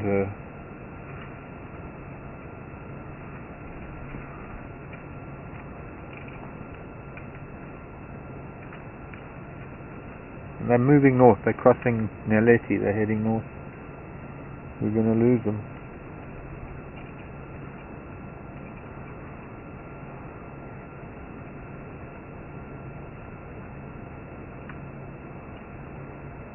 We've lost some of them already.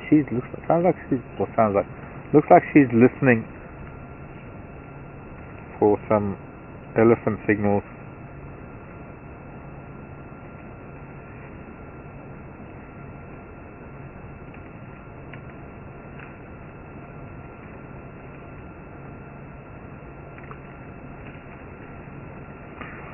There's plenty of vegetation here at Thornybush for elephants for many years to come. Before it starts. Hello, you. Elephant and GoPro. Hello, you. Look at you.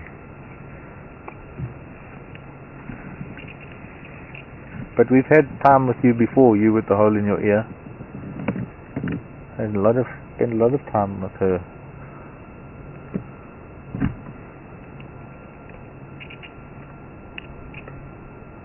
Standing there listening, looking behind us.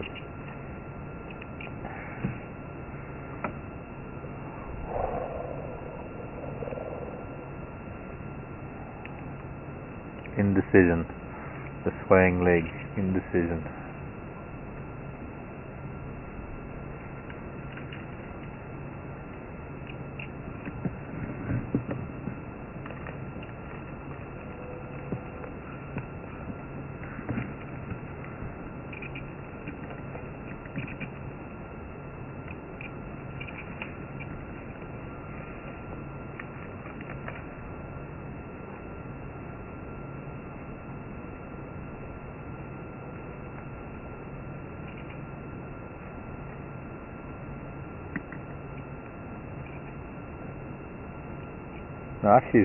Now she's rumbling.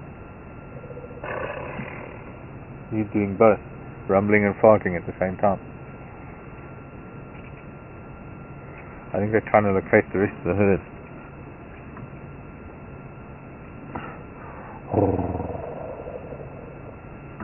Can I rumble too? Can't do it as well as you. I don't have the forage for it.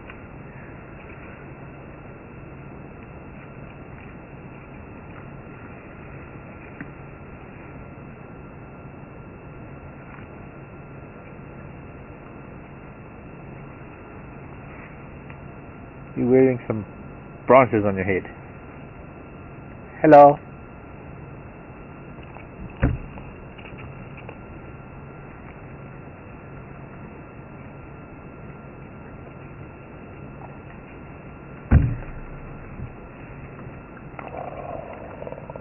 Please.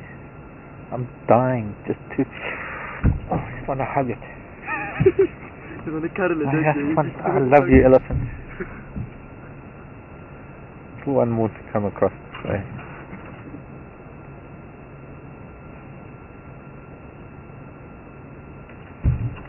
The beautiful light that we have on them now.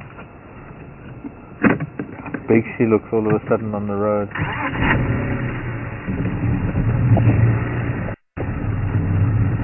She's a little bit, temporal gland is weeping a little bit. Parlor down the bottom.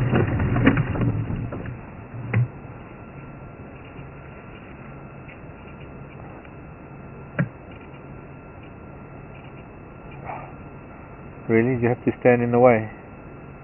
It was so nice with the impala in the background.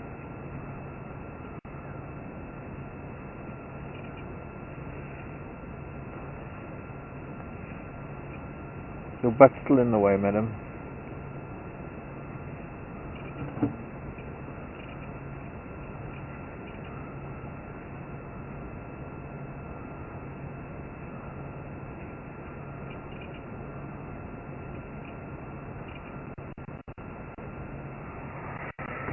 And you realize that you're going away, and I'm not going to see you tomorrow now if you go north. You're going to push the tree over. No. Just going to rub along the side of it.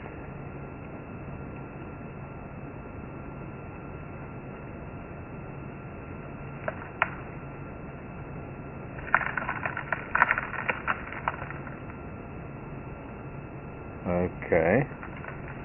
That's quite a tree. Mrs. Elephant Forestry Services.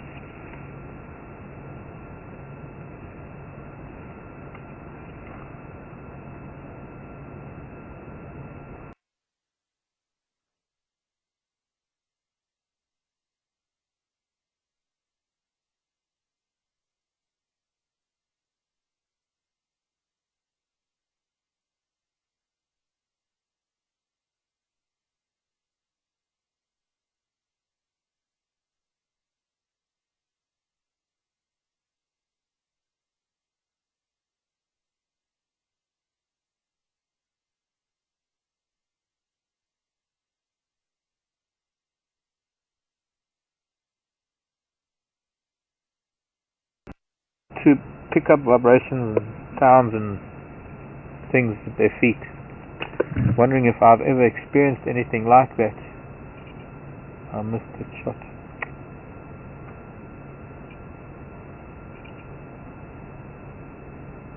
Gonna smell the resin. Smell where I took. That's where I was eating the resin from, where its face is right now. Hunley, I can't say that I have. Hunley saying, especially since I'm often barefoot. Do I ever feel these vibrations? Do I ever experience them feeling these vibrations? Yes and no, not really. I mean, I think it's just far too subtle for me to pick up on something like that. I wish I could have. I do believe that those vibrations, they help them. It helps them detect water under the surface of the sand when they're in riverbeds. I believe it helps them feel the presence of other elephants and other mammals by very vibrations that they feel on the ground. I don't know. Not like they go stamping their feet and communicate by stamping their feet in a very visible manner. It's more a case of just I've never seen them thumping, let's put it that way.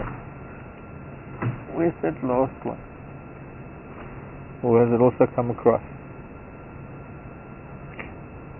The end of our elephants, that's sad. It's also the end of the day, it's cold.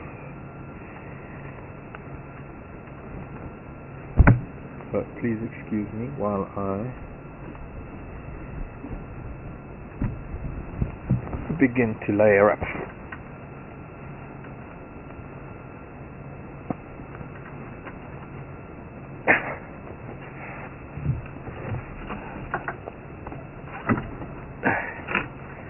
Bye, children. Come back soon, you hear? Come back tomorrow. Come down to our camp. It's nice and peaceful down there. Look, there are a whole bunch of elephant tracks that I can play in while I'm putting on my jersey. Oh, you still coming? Okay, I won't play just yet. I thought there was one more coming. Not gonna like me jumping around in elephant tracks if she sees me.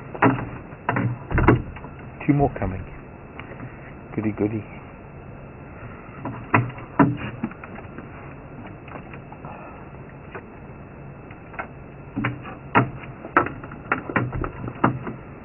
We're not pointed in the right direction, but she will come past us, I'm sure.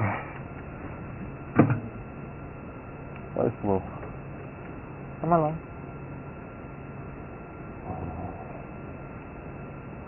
There we go. Coming along.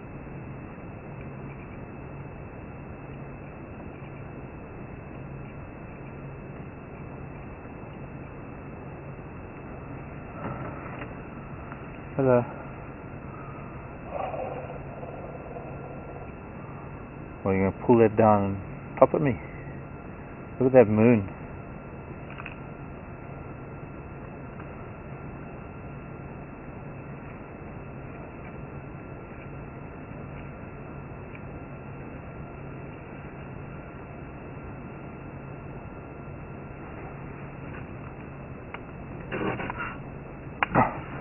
Sorry.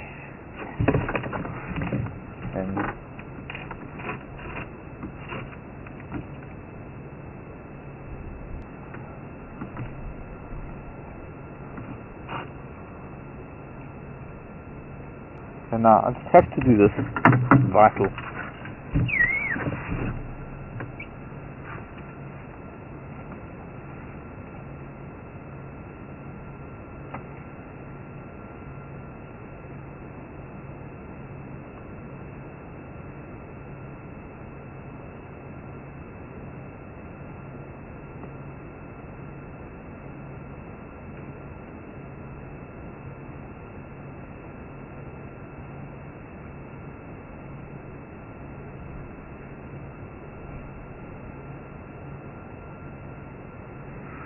In the footsteps of giants. Just leaving my feet there too. And where shall we go now? Gosh. What a lovely afternoon. Wasn't that, folks, for a Friday? It was pretty amazing.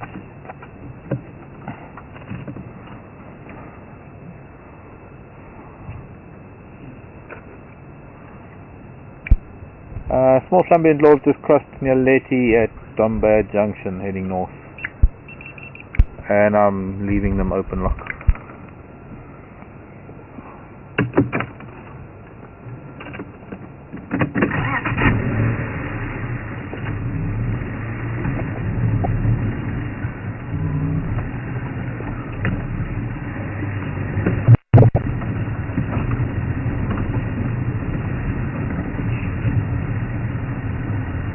Oh, let's see. You know, sometimes no, they've gone that way, so this road won't help us much.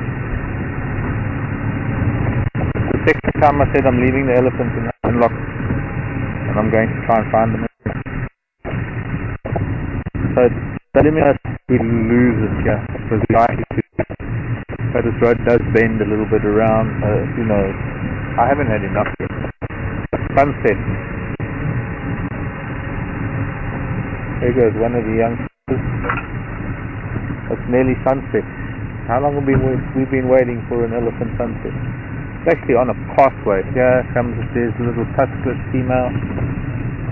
So, most of, actually a lot of the other herd here. No, that's that little one tusk that we were with no, a little while ago. So, still feeling a little bit. Elephant sunset actually there. Somebody's been asking me for that for a while. I've been asking me for that.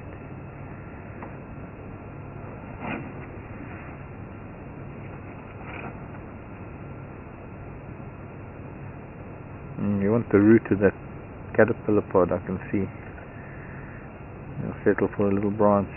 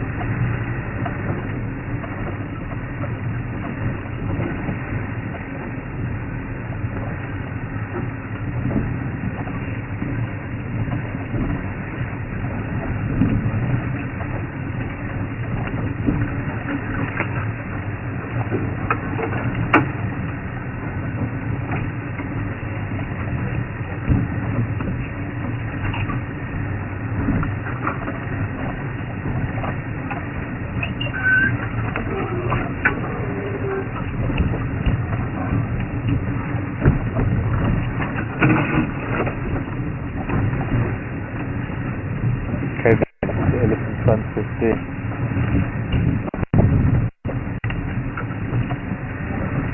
From here, with that little afterglow. Is this in the way? A little bit more forward.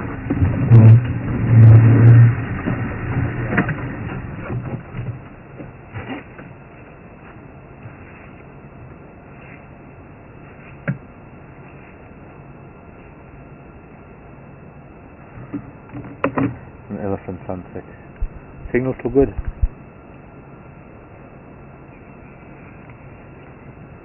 Excellent, thanks. This is where those leopard had a kill the other day, while the grass is all flattened here on the vehicles. We came looking for those leopard, but we couldn't find any.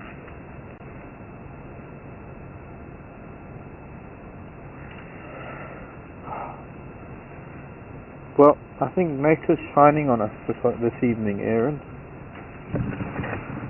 and our viewers, and David and Andy, and Wild Earth people.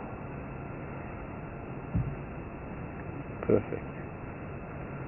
There is one thing, after all, that is better than just spending time with elephants, like I said earlier. There is that one thing that is so much better than that, and that is being able to sit quietly at this time of the day, and they're all feeding, they're all around us. A lot of the play and the pushing and shoveling that's been going on. Shoveling? No, just shoving. They haven't done much shoveling. But pushing and the shoving, it's reverted to feeding, and peaceful feeding at that. They're all at their own trees. There was a big tree that went over. I see that one's feeding on thicklebush. There's one feeding on the bark of a round-leaf teak. There's one female that's pushed over an acacia, and she's stripping the bark off of the branches of the acacia. So it's bulk feeding right now. It's time to get over the horse play, the elephant play, and it's sunset, and it's the most incredible feeling, the most incredible thing to have this privilege, to be able to do this almost every day of my life, to sit with elephants at sunset. Granted, we haven't seen many of late. In fact, we've seen very few of late. And I do tend to see more elephants at home. I make a point of trying to spend them almost every day with them. But sometimes it's just enough to live in the place where they live. Sometimes it's enough just to be in their presence, or not physical presence, but in their presence in that I live around the trees that they feed on. I live around their dung that is decaying and being eaten by termites. I live with the scars on the trees from them feeding. Oh look, a whole bunch of little wood borers flying around. Shot hole borers, only beetles that fly around at this time of the year. So I'll be quiet, I'll sit and listen to them feed as the sun goes down. Just these last minutes of drive, can't get enough of them. Good night, Mrs. Ellie.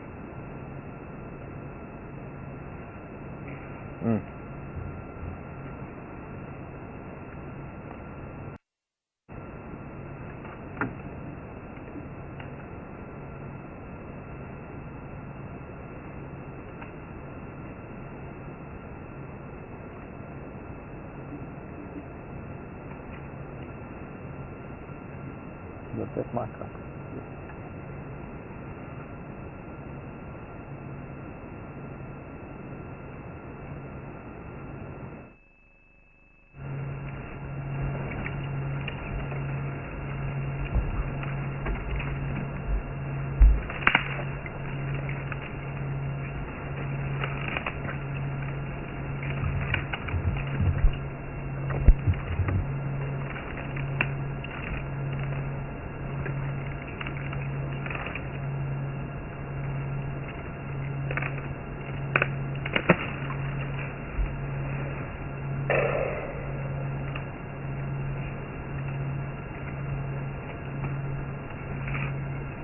Stripping the bark in that thicklebush.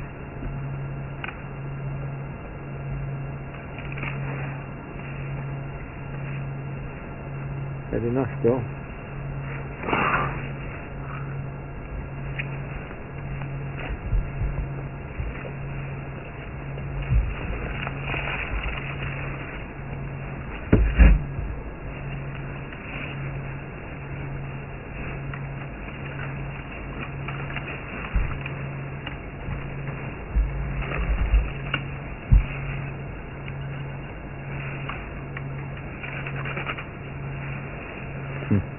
Raisin bush.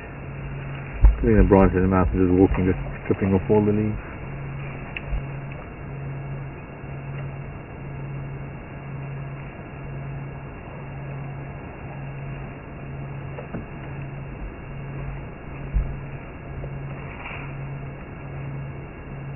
Can kill that.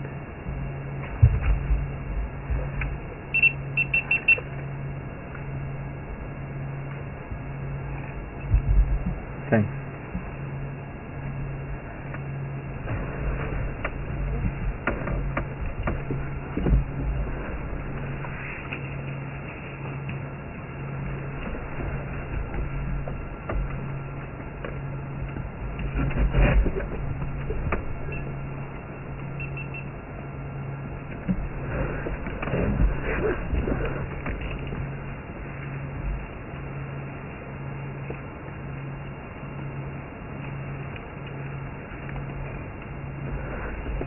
Can move.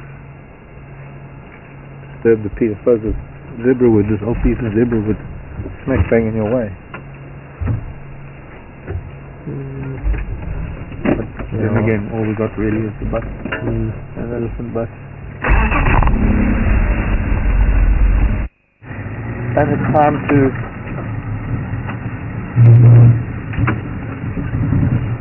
say goodnight to them. Start heading back home. Leave them while it's still light. Don't want to disturb them if it's going to be getting dark soon. Bye bye, girl. Thank you. Bye bye, pretty thing. Namaste.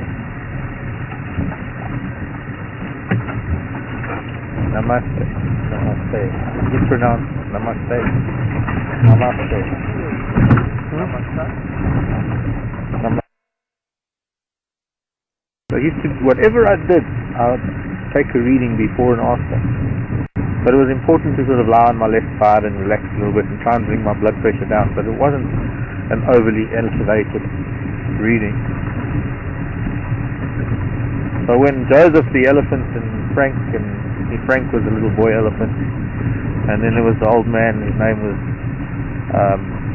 his nickname Alfred, but his nickname was Darth Vader because he was somewhat asthmatic. Not really asthmatic, but he had a wheeze. Jeez, it's getting cold. And when they were around me, then I was always calm.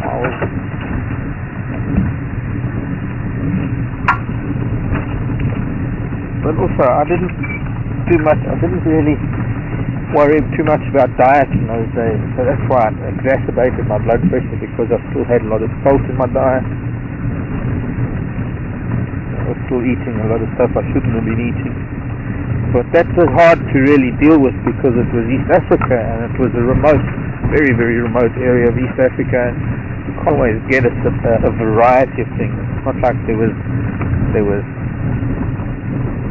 full cream milk and 2% and 1% and 0.5% and vitamin D and all those different milks.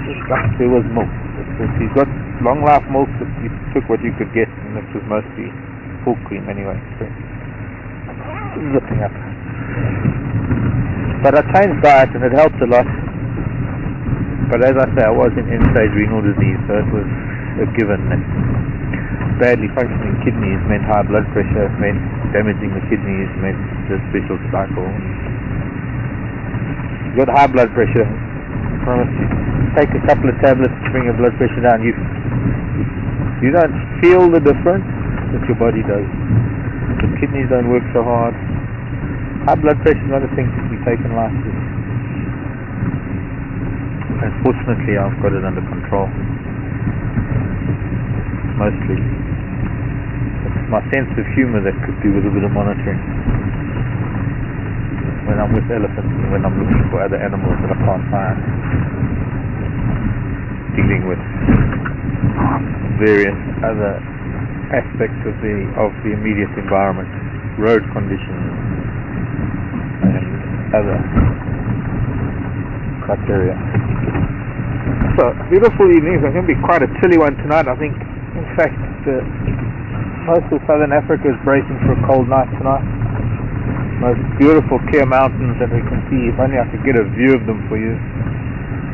Maybe through here we might see some little part of it.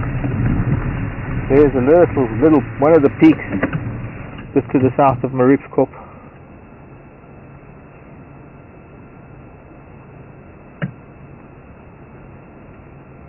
The rain that we've had cleared the skies nicely, and not such a great angle, sorry.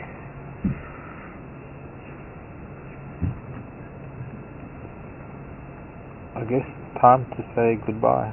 What do you think, Aaron? David? Do I have to say goodbye now, or can I wait?